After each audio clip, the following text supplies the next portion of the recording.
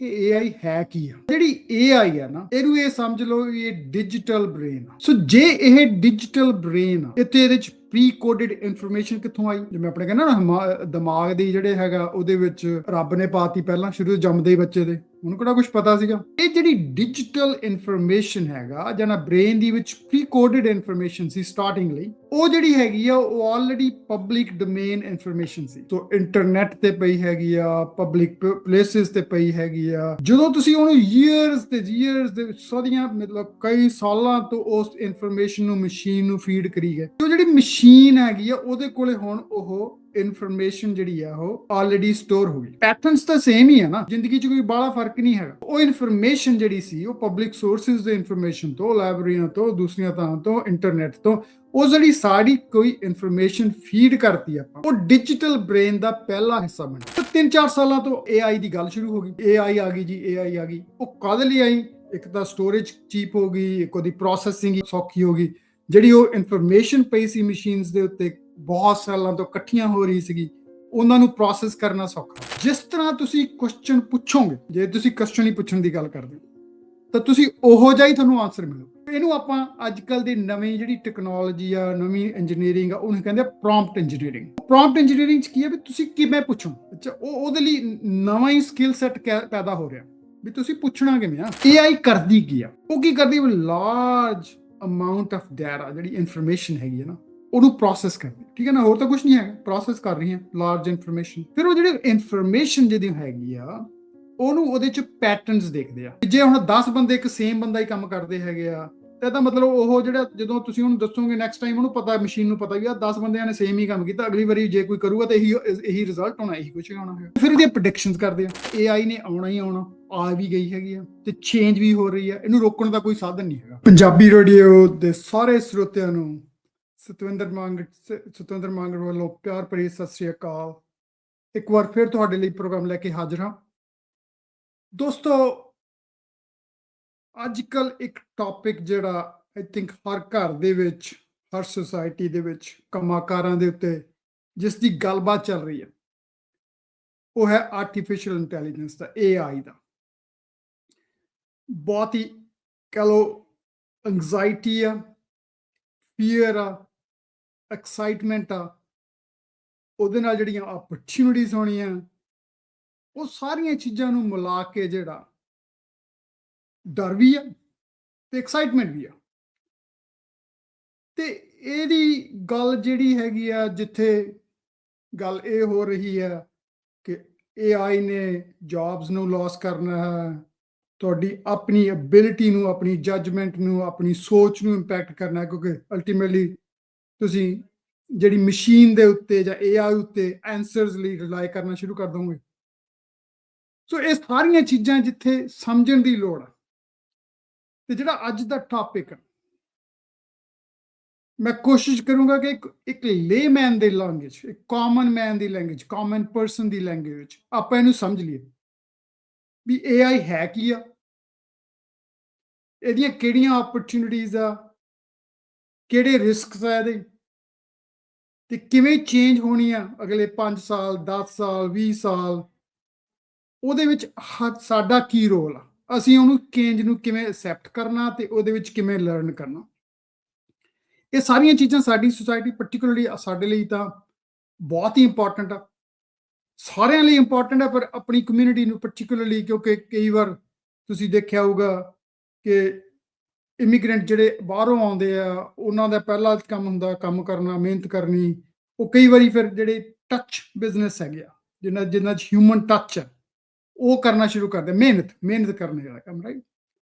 ਸੋ ਸਾਨੂੰ ਲੋੜ ਆ, ਕਿਉਂਕਿ ਆਉਣ ਵਾਲਾ ਸਮਾਂ ਜਿਹੜਾ ਹੈਗਾ ਉਹ ਵੈਲਿਊ ਬੇਸਡ ਰਹਿ ਜਾਣਾ, ਟੱਚ ਘੱਟ ਜਾਣੀ ਹੈ। ਉਹਦੇ 'ਚ ਟੱਚ ਜਿਹੜੀ ਆ ਉਹ ਰੋਬੋਟਿਕਸ ਨੇ, AI ਨੇ, ਉਹਨੇ ਲੈ ਜਾਣੀ ਆ। ਜਿਹੜੇ ਕੰਮ ਮਸ਼ੀਨਾਂ ਕਰ ਸਕਦੀਆਂ, ਜਿਹੜੇ ਕੰਮ ਆਟੋਮੇਟ ਕੀਤੇ ਹੋ ਸਕਦੇ ਆ, ਉਹ ਕੰਮ ਸ਼ਾਇਦ ਹਿਊਮਨ ਦੇ ਨਾ ਰਹਿਣ ਆਉਣ ਵਾਲੇ ਸਮੇਂ ਦੇ ਵਿੱਚ।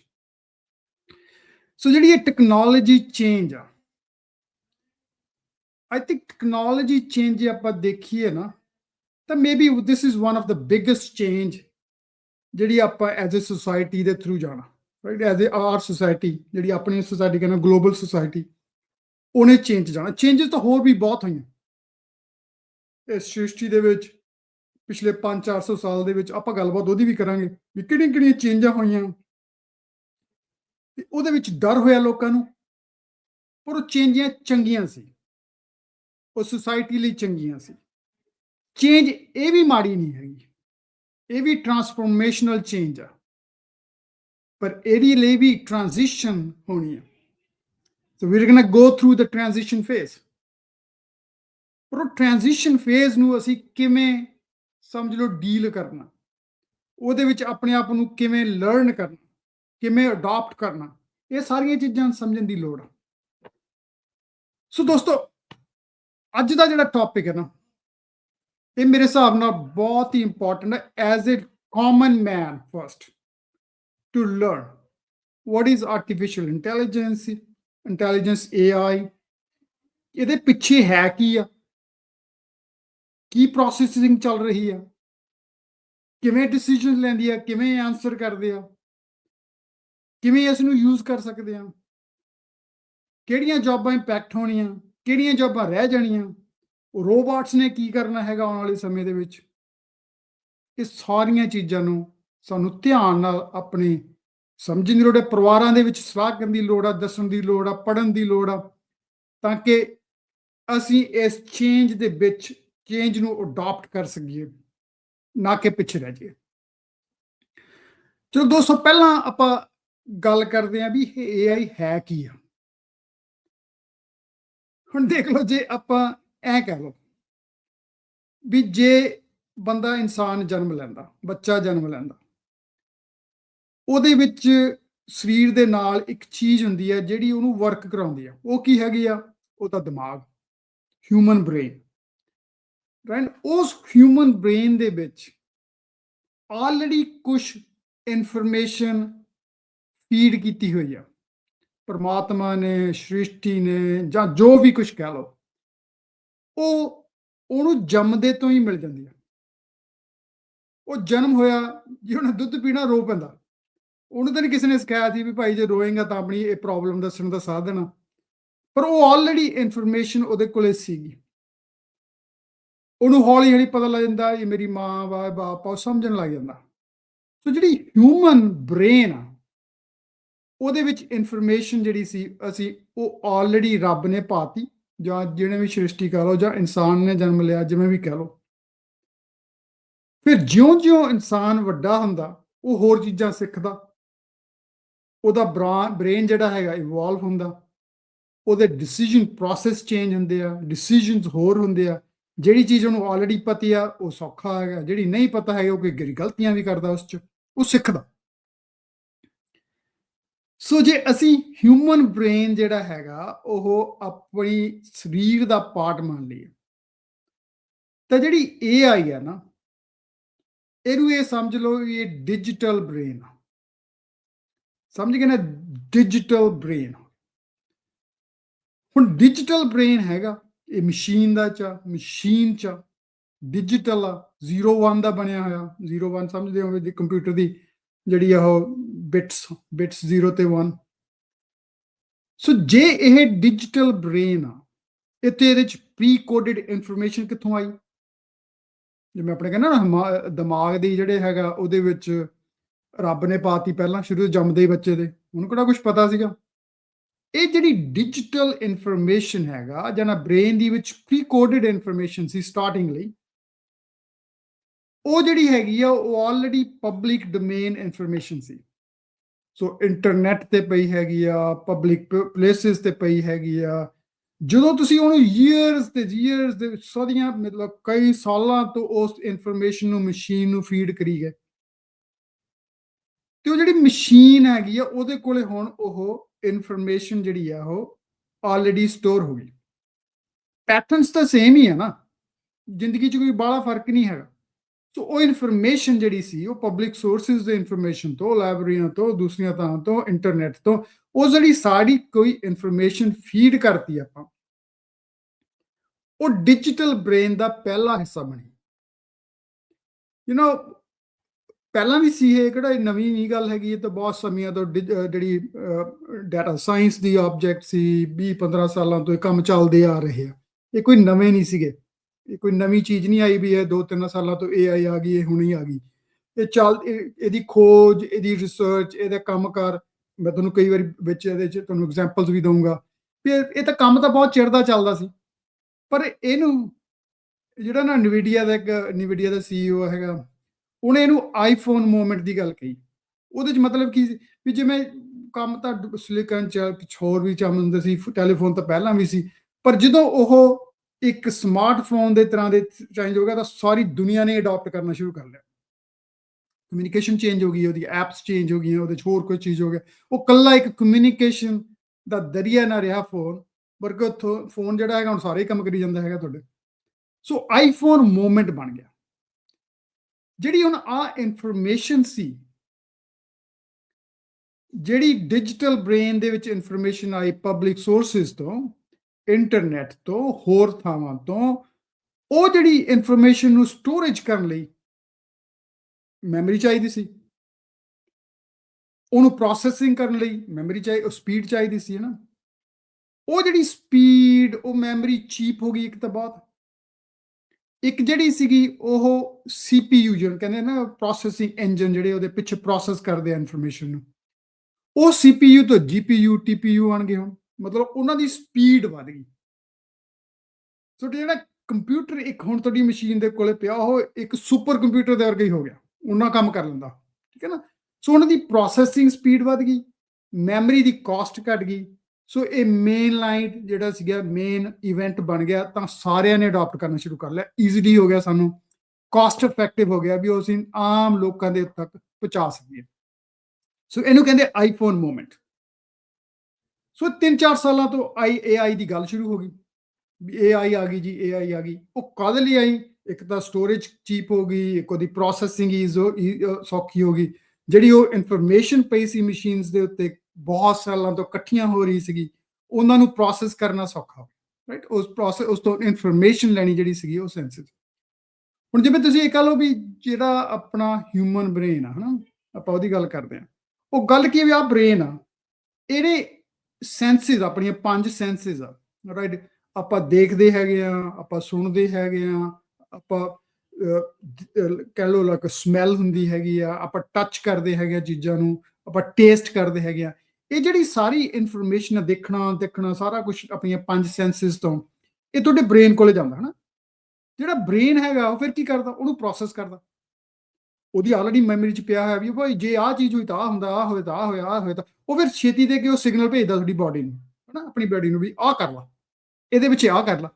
ਪਰ ਉਹ ਕਈ ਵਾਰੀ ਦੇਖਿਆ ਹੋਊਗਾ ਤੁਸੀਂ, ਹਰ ਇਨਸਾਨ ਡਿਫਰੈਂਟ ਇਨਫੋਰਮੇਸ਼ਨ ਸੇਮ ਹੀ ਹੁੰਦੀ ਹੈ, ਪਰ ਉਹਦੀ ਪ੍ਰੋਸੈਸਿੰਗ ਡਿਫਰੈਂਟ ਹੁੰਦੀ ਹੈ, ਕਿਉਂਕਿ ਉਹ ਇਨਸਾਨ ਨੇ ਜਿਹੜੀ ਆਪਣੇ ਐਕਸਪੀਰੀਅੰਸ ਤੋਂ ਆਪਣੇ ਅੰਦਰ ਉਹਦੇ ਪੈਟਰਨਸ ਡਿਵੈਲਪ ਕਰ ਲਏ, ਜਾਂ ਉਹਦੀ ਇਨਫੋਰਮੇਸ਼ਨ ਡਿਵੈਲਪ ਕਰ ਲਈ, ਉਹਦੇ ਆਪਣੇ ਢੰਗ ਨਾਲ ਕਰ ਲਈ। ਸੋ ਜਿਹੜੇ ਆਨਸਰ ਹੈਗਾ ਉਹ ਡਿਫਰੈਂਟ ਆਊਗਾ, ਪਰ ਬ੍ਰੇਨ ਉਹਨੂੰ ਪ੍ਰੋਸੈਸ ਕਰ ਰਿਹਾ, ਤੇ ਅੰਦਰ ਜਿਹੜੇ ਇਮੇजेस ਹੈਗੀ ਉਹ ਵੀ ਹੈਗਾ।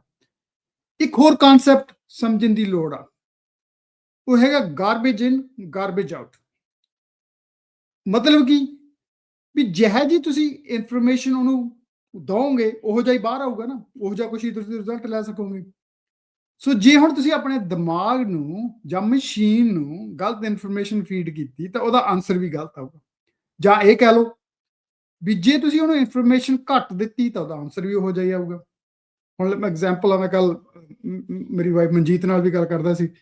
ਮੈਂ ਕਿਹਾ ਵੀ ਦੇਖੋ, ਜੇ ਤੁਸੀਂ ਪੁੱਛਦੇ ਹੋ, ਕਿਸੇ ਨਾਲ ਗੱਲ ਕਰਦੇ ਹੋ, ਉਹਨੂੰ ਕਹੋ ਵੀ ਮੈਨੂੰ ਨਾ ਖੰਘ ਆ, ਮੈਂ ਕਿਹਾ ਤੁਹਾਨੂੰ ਜਵਾਬ ਦਊਗਾ ਵੀ ਭਊਆ ਪਾਣੀ ਪੀ ਲਾ, ਆਹ ਕਰ ਲਾ, ਆਹ ਕਰ ਲਾ। ਮੈਂ ਕਿਹਾ ਜੇ ਤੁਸੀਂ ਉਹਨੂੰ ਅਗਲੀ ਗੱਲ ਕਹੋ ਵੀ ਮੈਨੂੰ ਖੰਘ ਆ, ਮੈਨੂੰ ਤਾਂ ਬੁਖਾਰ ਵੀ ਹੈ, ਇਨਫੋਰਮੇਸ਼ਨ ਵੱਧ ਗਈ ਨਾ, ਕੰਟੈਕਸਟ ਹੋਰ ਚੇਂਜ ਹੋ ਗਿਆ ਉਹਦਾ ਜਵਾਬ ਸ਼ਾਇਦ ਡਿਫਰੈਂਟ ਹੋਵੇ, ਰਾਈਟ। ਉਹ ਕਹਿੰਦਾ ਉਹ ਫਲੂ ਹੋ ਗਿਆ, ਤੈਨੂੰ ਆਹ ਬਿਮਾਰੀ ਹੋ ਗਿਆ, ਰਾਈਟ। ਜੇ ਤੁਸੀਂ ਉਹਨੂੰ ਅੱਗੇ ਕਹੋ ਵੀ ਮੈਨੂੰ ਤਾਂ ਨਾ ਰਾਤ ਫਿਟਸ ਵੀ ਪਈਆਂ, ਮੈਨੂੰ ਤਾਂ ਉਹ ਕਾਂਬਾ ਵੀ ਛਿੜਿਆ, ਹੁਣ ਕੋਈ ਕਹੂਗਾ ਤੈਨੂੰ ਕੋਵਿਡ ਨਾ ਹੋ ਗਿਆ ਹੋਵੇ, ਭਾਈ ਕੋਵਿਡ ਦਾ ਇਲਾਜ ਕਰ ਲਾ। ਜੇ ਤੁਸੀਂ ਅੱਗੇ ਕਹੋ ਮੈਨੂੰ ਬਲੱਡ ਪ੍ਰੈਸ਼ਰ ਵੀ ਆ, ਮੈਨੂੰ ਡਾਇਬੀਟੀਜ਼ ਵੀ ਆ, ਮੈਨੂੰ ਆਹ ਵੀ ਕੁਝ ਹੋਰ ਕੰਟੈਕਸਟ ਐਡ ਹੋ ਗਿਆ। ਹੁਣ ਜਿਹੜਾ ਤੁਸੀਂ ਕੁਐਸਚਨ ਪੁੱਛਿਆ, ਉਹ ਤਾਂ ਗੱਲ ਤਾਂ ਸਿੰਪਲ ਤੋਂ ਸੀਗੀ, ਪਰ ਤੁਸੀਂ ਉਹਦੇ 'ਚ ਕੰਟੈਕਸਟ ਐਡ ਕਰੀ ਗਏ। ਹੁਣ ਜਦੋਂ ਤੁਸੀਂ ਕੰਟੈਕਸਟ ਐਡ ਕਰਤਾ, ਜੇ ਤੁਸੀਂ ਇਹ ਵੀ ਕਹਤਾ ਮੈਨੂੰ ਡਾਇਬੀਟੀਜ਼ ਵੀ ਆ, ਮੈਨੂੰ ਕੋਵਿਡ ਵੀ ਹੋ ਗਿਆ, ਮੈਨੂੰ ਆ ਵੀ ਹੋ ਗਿਆ, ਡਾਕਟਰ ਨੇ ਕਹਿਣਾ ਭਾਈ ਭੱਜ ਜਾ ਹੁਣ ਆਪਣਾ ਹਸਪੀਟਲ ਚੱਲ ਜਾ, ਤੈਨੂੰ ਕਿਤੇ ਹਾਰਟ ਅਟੈਕ ਨਾ ਹੋ ਜਾਵੇ, ਤੈਨੂੰ ਕਿਤੇ ਆ ਨਾ ਹੋ ਜਾਏ, ਕਿਤੇ ਤੂੰ ਮਾਰੀ ਨਾ ਜਾਵੇਂ, ਕਿਤੇ ਨਾ, ਕਿਉਂਕਿ ਕੰਟੈਕਸਟ ਚੇਂਜ ਹੋ ਗਿਆ। ਸੋ ਜਿਹੜੀ ਇਨਫੋਰਮੇਸ਼ਨ ਤੁਸੀਂ ਦਿਓਗੇ ਜਿਹੇ ਜੀ, ਸੋ AI ਵੀ ਇਸੇ ਤਰ੍ਹਾਂ ਹੀ, ਜਿਸ ਤਰ੍ਹਾਂ ਤੁਸੀਂ ਕੁਐਸਚਨ ਪੁੱਛੋਗੇ, ਜੇ ਤੁਸੀਂ ਕੁਐਸਚਨ ਹੀ ਪੁੱਛਣ ਦੀ ਗੱਲ ਕਰਦੇ ਤਾਂ ਤੁਸੀਂ ਉਹੋ ਜਿਹਾ ਹੀ ਤੁਹਾਨੂੰ ਆਨਸਰ ਮਿਲੂਗਾ। ਸੋ ਇਹਨੂੰ ਆਪਾਂ ਅੱਜ ਕੱਲ੍ਹ ਦੀ ਨਵੀਂ ਜਿਹੜੀ ਟੈਕਨੋਲੋਜੀ ਆ, ਨਵੀਂ ਇੰਜੀਨੀਅਰਿੰਗ ਆ, ਉਹਨੂੰ ਕਹਿੰਦੇ ਆ ਪ੍ਰੌਂਪਟ ਇੰਜੀਨੀਅਰਿੰਗ। ਉਹ ਪ੍ਰੌਂਪਟ ਇੰਜੀਨੀਅਰਿੰਗ 'ਚ ਕੀ ਹੈ ਵੀ ਤੁਸੀਂ ਕਿਵੇਂ ਪੁੱਛੋ। ਅੱਛਾ, ਉਹਦੇ ਲਈ ਨਵਾਂ ਹੀ ਸਕਿੱਲ ਸੈੱਟ ਪੈਦਾ ਹੋ ਰਿਹਾ ਵੀ ਤੁਸੀਂ ਪੁੱਛਣਾ ਕਿਵੇਂ ਆ। ਮੈਂ ਤੁਹਾਨੂੰ ਆਪਣੀ ਕੰਪਨੀ ਦਾ ਇੱਕ ਅਸੀਂ ਨਵਾਂ ਪ੍ਰੋਡਕਟ AI ਬੇਸਡ ਰਿਲੀਜ਼ ਕੀਤਾ, ਉਹਦੀ ਵੀ ਤੁਹਾਨੂੰ ਦੱਸੂਗਾ। ਅਸੀਂ ਸਾਡੇ ਮਤਲਬ ਬਹੁਤ ਛੇਤੀ ਅਡਾਪਟ ਹੋ ਰਿਹਾ, ਪਰ ਸੇਮ ਕੰਟੈਕਸਟ ਕੀ ਆ ਉਹਦੇ 'ਚ।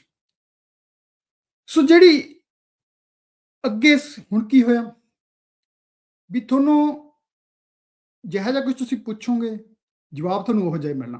ਪਰ AI ਇਕੱਲਾ, ਜਿਵੇਂ ਨਾ ਮੈਂ ਪਿਛਲੇ ਸਾਲ ਤੋਂ ਆਪਣੀ ਕੰਪਨੀ 'ਚ ਵੀ ਬਹੁਤ ਪੁਸ਼ ਕਰ ਰਿਹਾ ਵੀ ਹਰ ਜਣੇ ਨੂੰ ਸਿੱਖਣ ਦੀ ਲੋੜ ਆ AI, ਸਮਝਣ ਦੀ ਲੋੜ ਆ ਵੀ ਉਹ ਕਿਵੇਂ ਯੂਜ਼ ਕਰ ਸਕਦਾ AI, ਰਾਈਟ। ਉਹਦੇ ਦੇਖਣ ਦੀ ਲੋੜ ਆ ਵੀ ਉਹਦੀ ਪ੍ਰੋਸੈਸਿੰਗ ਕਿਵੇਂ ਹੋ ਰਹੀ ਹੈ, ਇਹਦਾ ਇੰਪੈਕਟ ਹੈਗਾ। ਮਤਲਬ ਤੁਸੀਂ ਕਹ ਲਓ ਵੀ ਜੱਜਮੈਂਟ ਨਾ ਲੂਜ਼ ਹੋ ਜਾਵੇ, ਰਾਈਟ, ਟੱਚ ਨਾਲ ਯੂਜ਼ ਹੋ ਜਾਏ, ਇਮੋਸ਼ਨਸ ਨਾਲ ਲੂਜ਼ ਹੋ ਜਾਣ ਇਸ ਸਮੇਂ, ਸ਼ਾਇਦ ਆਉਣ ਵਾਲੇ ਸਮੇਂ ਦੇ ਵਿੱਚ ਉਹਦੀ ਵੀ ਲੋੜ ਨਾ ਰਹੇ। ਮੈਂ ਤੁਹਾਨੂੰ ਉਹ ਵੀ, ਜੇ ਤੁਸੀਂ 50 ਸਾਲ 100 ਸਾਲ ਅੱਗੇ ਜਾਓ ਤਾਂ ਸ਼ਾਇਦ ਆਪਣੀ ਸੁਸਾਇਟੀ ਕੰਪਲੀਟਲੀ ਡਿਫਰੈਂਟ ਹੋ ਜਾਏ, ਪਰ ਉਹ ਵੀ ਚਲੋ ਉਹ ਤਾਂ ਦੂਰ ਦੀ ਗੱਲ ਆ, ਆਪਾਂ ਬਾਅਦ 'ਚ ਗੱਲ ਕਰਾਂਗੇ। ਸੋ ਜਿਹੜੀ ਜਿਹੋ ਜਿਹਾ ਕੁਝ ਤੁਸੀਂ ਪੁੱਛੋਗੇ ਤਾਂ, ਸੋ ਪਿੱਛਣ ਵਾਲੀ ਗੱਲ ਤਾਂ ਇੱਕ ਆ ਨਾ, ਆਮ ਤੌਰ ਤੇ ਲੋਕ ਅੱਜ ਕੱਲ੍ਹ AI ਨੂੰ ਇਸੇ ਤਰ੍ਹਾਂ ਯੂਜ਼ ਕਰਦੇ, ਉਹ ਮੈਂ ਕੁਐਸਚਨ ਪੁੱਛ ਲਿਆ, ਉਹ ਮੈਨੂੰ ਹੁਣ ਇਨਫੋਰਮੇਸ਼ਨ ਪਤਾ ਲੱਗੀ, ਪਰ ਇਹ ਤਾਂ AI ਦਾ ਬਹੁਤ ਬੇਸਿਕ ਚੀਜ਼ ਆ, ਰਾਈਟ। ਇਹ ਤਾਂ ਲਾਰਜ ਲੈਂਗੁਏਜ ਮਾਡਲਸ ਜਿਹੜੇ ਆ ਨਾ, LLMs ਹੈਗੇ ਆ, ਉਹਨਾਂ ਦੀ ਫਰਸਟ ਸਟੈਪ ਸੀ ਆ, ਤੁਹਾਨੂੰ ਦੱਸੂਗਾ ਇਹਦੇ 'ਚ ਵੀ ਕੀ ਆ।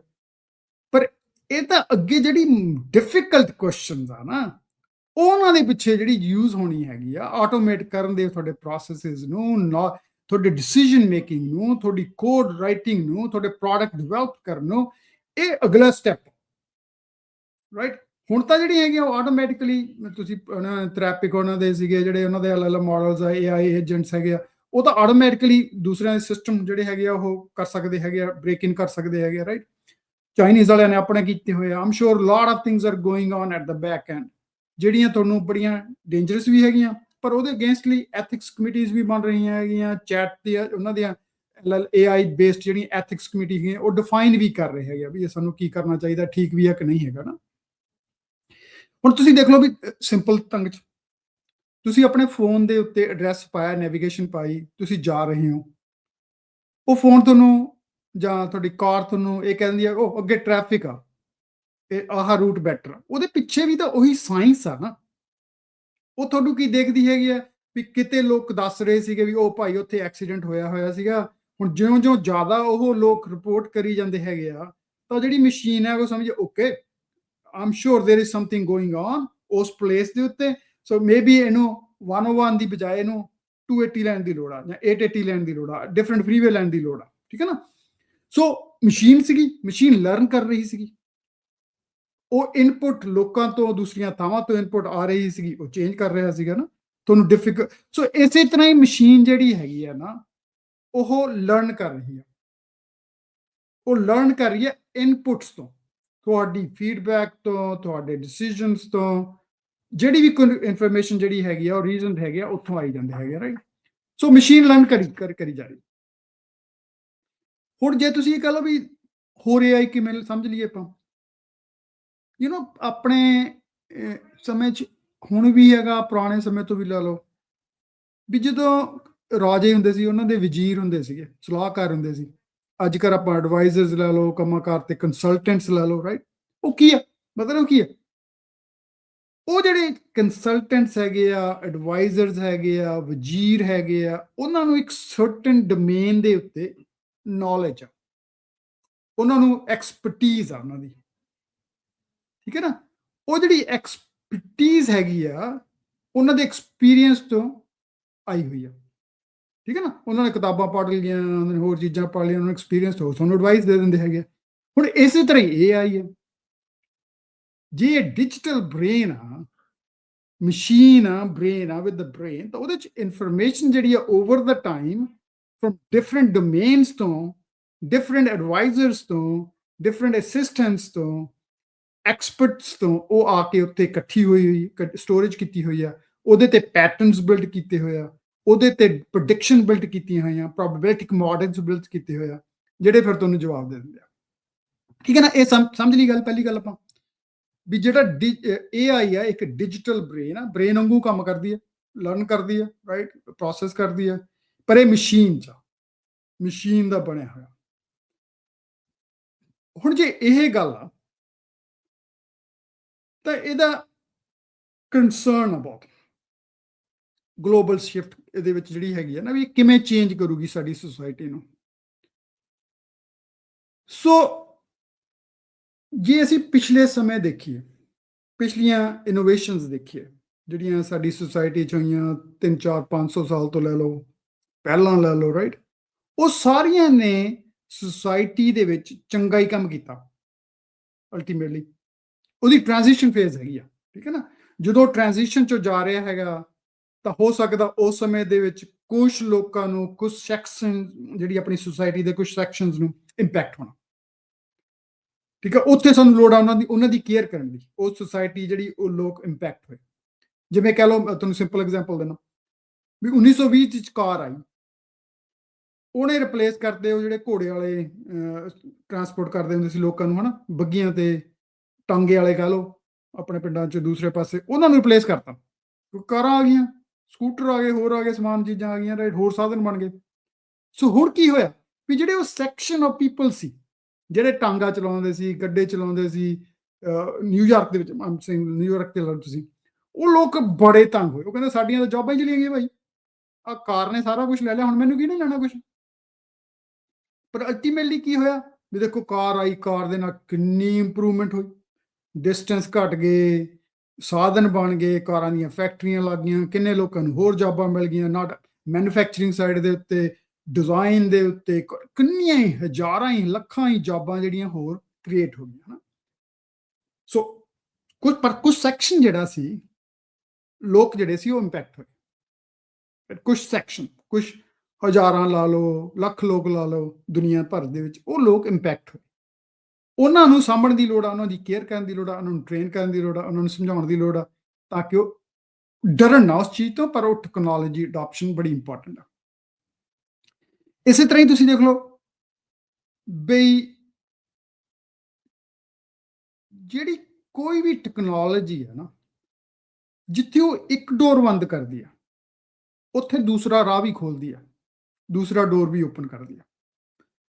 ਸੋ ਇਹਨੂੰ ਸਮਝਣ ਦੀ ਲੋੜ ਆ ਬਿਫੋਰ ਆਈ ਗੋ ਫਾਰਵਰਡ, ਵੀ ਜਿਹੜੀ ਚੇਂਜ ਆ ਨਾ, ਜੇ ਅਸੀਂ ਚੇਂਜ ਦੇ ਨੂੰ ਅਡਾਪਟ ਨਹੀਂ ਕਰਦੇ ਤੇ ਚੇਂਜ ਨੂੰ ਰਜਿਸਟ ਕਰਦੇ ਹਾਂ, ਤਾਂ ਫਿਰ ਚੇਂਜ ਜਿਹੜੀ ਆ, ਉੱਥੇ ਚੇਂਜ ਤਾਂ ਹੋਣੀ ਆ। ਸਾਡੀ ਦੁਨੀਆ ਵੀ ਚੇਂਜ ਹੋ ਰਹੀ ਆ, ਸਾਡੀ ਸ੍ਰਿਸ਼ਟੀ ਵੀ ਚੇਂਜ ਹੋ ਰਹੀ ਆ, ਸਾਰਾ ਕੁਝ ਹੀ ਚੇਂਜ ਹੋ ਰਿਹਾ। ਤੇ ਫਿਰ ਜੇ ਅਸੀਂ ਨਹੀਂ ਚੇਂਜ ਹੋਵਾਂਗੇ ਤਾਂ ਚੇਂਜ ਫਿਰ ਸਾਨੂੰ ਫੋਰਸ ਕਰੂਗੀ ਚੇਂਜ ਕਰਨ ਦੇ ਵਿੱਚ, ਫਿਰ ਸਾਨੂੰ ਇੰਪੈਕਟ ਹੋ, ਫਿਰ ਸਾਨੂੰ ਦੁੱਖ ਹੋਊਗਾ ਉਸ ਚੀਜ਼ ਦਾ, ਕਿਉਂਕਿ ਉਦੋਂ ਅਸੀਂ ਪ੍ਰੀਪੇਅਰਡ ਨਹੀਂ ਹੋਵਾਂਗੇ ਉਸ ਚੀਜ਼ ਲਈ। ਸੋ ਕੋਈ ਵੀ ਟੈਕਨੋਲੋਜੀ ਔਰ ਸੋਸਾਇਟੀ 'ਚ ਕੋਈ ਵੀ ਚੇਂਜ ਹੁੰਦੀ ਹੈ, ਉਹ ਮਾੜੀ ਨਹੀਂ ਹੈਗੀ, ਉਹ ਚੰਗੀ ਗੱਲ ਆ। ਨੰਬਰ 1 ਤਾਂ ਉਹਦੀ ਟ੍ਰਾਂਜੀਸ਼ਨ ਹੈਗੀ ਆ, ਉਹ ਸਾਨੂੰ ਸਮਝਣ ਦੀ ਲੋੜ ਆ, ਠੀਕ ਹੈ ਨਾ, ਨੰਬਰ 1। ਸੋ ਗੱਡੇ ਵਾਲੀ ਦੀ ਮੈਂ ਤੁਹਾਨੂੰ ਐਗਜ਼ਾਮਪਲ ਦੇਤੀ, ਕਾਰਾਂ ਆਈਆਂ, ਸਕੂਟਰ, ਮੋਟਰਸਾਈਕਲ ਆਏ, ਸਾਧਨ ਚੇਂਜ ਹੋਏ, ਗੱਡੇ ਵਾਲੇ ਰੋਏ, ਟਰਾਂਸਪੋਰਟੇਸ਼ਨ ਜਿਹੜੇ ਉਦੋਂ ਕਰਦੇ ਸੀ ਉਹ ਕਹਿੰਦੇ ਸਾਡੀਆਂ ਜੌਬਾਂ ਚਲੀਆਂ ਗਈਆਂ, ਪਰ ਦੇਖ ਲਓ ਕਿੰਨੀਆਂ ਹਜ਼ਾਰਾਂ ਲੱਖਾਂ ਜੌਬਾਂ ਹੋਰ ਬਣ ਗਈਆਂ। ਇਸੇ ਤਰ੍ਹਾਂ ਇੰਡਸਟਰੀਅਲ ਰੈਵੋਲੂਸ਼ਨ ਆਈ, ਪਹਿਲਾਂ 1600 ਤੋਂ ਲੈ ਕੇ 18, 1902, 300 ਪਹਿਲਾਂ ਦੀ ਗੱਲ ਆ। ਉਹ ਇੰਡਸਟਰੀਅਲ ਰੈਵੋਲੂਸ਼ਨ ਦੇ ਵਿੱਚ ਬਹੁਤ ਲੋਕ ਸੀ ਜਿਹੜੇ ਕਹਿੰਦੇ ਵੀ ਮੈਂ, ਮਸ਼ੀਨਾਂ ਕੰਮ ਕਰਨ ਲੱਗ ਗਈਆਂ, ਹੁਣ ਬੰਦਿਆਂ ਦਾ ਕੰਮ ਕੀ ਰਿਹਾ। ਬਹੁਤ ਲੋਕਾਂ ਨੇ ਰੌਲਾ ਪਾਇਆ, ਪਰ ਦੇਖੋ ਮਸ਼ੀਨਿੰਗ ਜਿਹੜੀ ਸੀ ਉਹਨੇ ਲੱਖਾਂ ਹੀ ਜੌਬਾਂ ਹੋਰ ਕ੍ਰੀਏਟ ਕੀਤੀਆਂ, ਹੋਰ ਐਵੋਲੂਸ਼ਨ ਹੋਈ, ਹੋਰ ਇੰਡਸਟਰੀਜ਼ ਬਣੀਆਂ।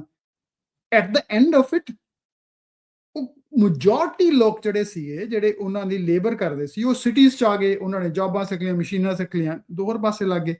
ਪਰ ਉਹ ਲੋਕ ਜਿਹੜੇ ਚੇਂਜ ਨਹੀਂ ਕਰਦੇ ਸੀ, ਉਹ ਪਿੱਛੇ ਰਹਿ ਗਏ, ਉਹ ਫਿਰ ਤੰਗ ਹੋਏ, ਰਾਈਟ। ਫਿਰ ਉਹਨਾਂ ਨੂੰ ਹੋਰ ਨਹੀਂ ਲੱਭਿਆ ਕੁਝ, ਫਿਰ ਉਹਨਾਂ ਦੀ ਪਤਾ ਨਹੀਂ ਕਿਵੇਂ ਉਹਨਾਂ ਨੇ ਆਪਣੀਆਂ ਜ਼ਿੰਦਗੀਆਂ ਸਾਂਭੀਆਂ ਹੋਣੀਆਂ, ਪਰ ਅਲਟੀਮੇਟਲੀ ਤੰਗ ਹੋਏ। ਇਸੇ ਤਰ੍ਹਾਂ ਹੀ ਇੱਕ ਹੋਰ ਚੇਂਜ ਆਈ ਜੋ 2000 ਦੇ ਨੇੜੇ ਤੇੜੇ 18 19 96 95 97 ਤੋਂ ਲੈ ਕੇ ਉਹ ਸੀ ਇੰਟਰਨੈਟ ਏਜ, ਫੋਨ ਏਜ, ਜਿਹੜੀ ਰੈਵੋਲੂਸ਼ਨ ਆਈ ਉਦੋਂ। ਇੰਟਰਨੈਟ ਨਾਲ ਕੀ ਹੋਇਆ? ਇੰਟਰਨੈਟ ਨਾਲ ਤੁਹਾਡਾ ਜਿਹੜਾ ਇਨਫੋਰਮੇਸ਼ਨ ਇੰਨੀ ਫਲੋ ਵੱਧ ਗਿਆ, ਜਿਹੜੇ ਕਮਿਊਨੀਕੇਸ਼ਨ ਬੈਰੀਅਰ ਸੀਗੇ, ਅੱਗੇ ਫੋਨ ਲੱਗਦੇ ਸੀ, ਕਿਸੇ ਨੂੰ ਚਿੱਠੀ ਭੇਜਦੇ ਸੀ, ਉਹ ਦਿਨਾਂ ਦੇ ਮਹੀਨਿਆਂ ਦੇ ਵਿੱਚ ਪਹੁੰਚਦੀ ਸੀ, ਹੁਣ ਈਮੇਲ ਕਰੋ ਮਿੰਟ 'ਚ ਪਹੁੰਚ ਜਾਂਦੀ ਆ, ਰਾਈਟ? ਤੁਹਾਨੂੰ ਕੀ ਚੱਕਰ ਰਹਿ ਗਿਆ ਉਹਦਾ? ਇੰਸਟੈਂਟ ਕਮਿਊਨੀਕੇਸ਼ਨ ਵੱਧ ਗਈ, ਇਨਫੋਰਮੇਸ਼ਨ ਅਸੈਸਿਬਲ ਹੋ ਗਈ, ਦੁਨੀਆ ਭਰ 'ਚ ਕੋਈ ਇਹੋ ਜਿਹਾ ਚੀਜ਼ ਨਹੀਂ ਹੈਗੀ ਜਿਹੜੀ ਹੁਣ ਅਵੇਲੇਬਲ ਨਹੀਂ ਹੈਗੀ। ਬੈਠ ਕੇ ਦੇਖ ਲਓ, ਪਤਾ ਲੱਗ ਜਾਂਦਾ। ਕੰਪਿਊਟਰ ਜੌਬਸ ਵੱਧ ਗਈਆਂ ਬਹੁਤ ਜ਼ਿਆਦਾ, ਕਿਉਂਕਿ ਉਹਦੇ ਨਾਲ ਕਿੰਨੇ ਸਾਫਟਵੇਅਰ ਹੋਏ, ਇੰਟਰਨੈਟ ਸਾਫਟਵੇਅਰ ਹੋਏ, ਦੂਸਰੇ ਸਾਫਟਵੇਅਰ ਐਜ਼ ਅ ਸਰਵਿਸ ਬਣਨ ਲੱਗ ਗਈਆਂ, ਰਾਈਟ? ਸੋ ਕਿੰਨੀਆਂ ਬਿਜ਼ਨਸ ਚੇਂਜ ਹੋਈਆਂ, ਕਿੰਨੀਆਂ ਜੌਬਾਂ ਕ੍ਰੀਏਟ ਹੋਈਆਂ, ਤਾਂ ਹੀ ਡਿਵੈਲਪਮੈਂਟ ਹੋ ਰਹੀ ਹੈ ਨਾ ਸਾਰੀ ਕੁਛ। ਜੇ ਤਾਂ ਸੇਮ ਹੀ ਰਹਿੰਦਾ ਤਾਂ ਫਿਰ ਸੋ ਬਹੁਤ ਚੀਜ਼ਾਂ ਜਿਹੜੀਆਂ ਸੀਗੀਆਂ ਉਹ ਚੇਂਜਸ ਹੋਈਆਂ। ਹੁਣ ਜੇ ਤੁਸੀਂ ਇਹਨੂੰ ਲੈ ਲਓ ਤਾਂ ਦੇਖੋ ਬਈ ਜਿਹੜੀਆਂ ਚੇਂਜਸ ਤਾਂ ਮਾੜੀਆਂ ਨਹੀਂ ਹੈਗੀਆਂ, ਚੇਂਜਸ ਤਾਂ ਚੰਗੀਆਂ ਹੋ ਰਹੀਆਂ। ਹੁਣ ਤੁਸੀਂ ਉਹਦੀ ਕੋਈ ਜਸਟੀਫਿਕੇਸ਼ਨ ਦੇਣੀ ਸ਼ੁਰੂ ਕਰ ਲਓ, ਨਾ ਉਹਦੇ 'ਚ ਪਾਰਟਿਸਿਪੇਟ ਕਰੋ, ਤਾਂ ਫਿਰ ਪਿੱਛੇ ਰਹਿ ਜਾਓਗੇ। ਸੋ ਸਮਝਣ ਦੀ ਲੋੜ ਆ। ਜਿਹੜੀ ਚੇਂਜ ਆ ਨਾ, ਤੁਸੀਂ ਹੁਣ ਉਸ ਨੂੰ ਇਹ ਦੇਖ ਲਓ ਵੀ ਜੇ ਜਿਹੜੀ ਚੇਂਜ ਚੱਲ ਰਹੀ ਹੈਗੀ ਆ, ਉਹਨੇ AI ਦੀ ਚੇਂਜ ਲਾ ਲਓ ਹੁਣ ਤੁਸੀਂ, ਵੀ AI ਜਿਹੜੀ ਆ ਉਹ ਵੀ 4 ਸਾਲਾਂ ਤੋਂ ਲੱਗੀ ਜ਼ਿਆਦਾ ਪਬਲਿਕ, ਮਤਲਬ ਆਮ ਤੌਰ ਤੇ ਸਾਰੇ ਲੋਕ ਜਾਣਨ ਲੱਗੇ, ਪਰ ਪਹਿਲਾਂ ਵੀ ਕੰਮ ਹੁੰਦਾ ਸੀ, ਕੋਈ ਐਡੀ ਗੱਲ ਨਹੀਂ ਸੀ।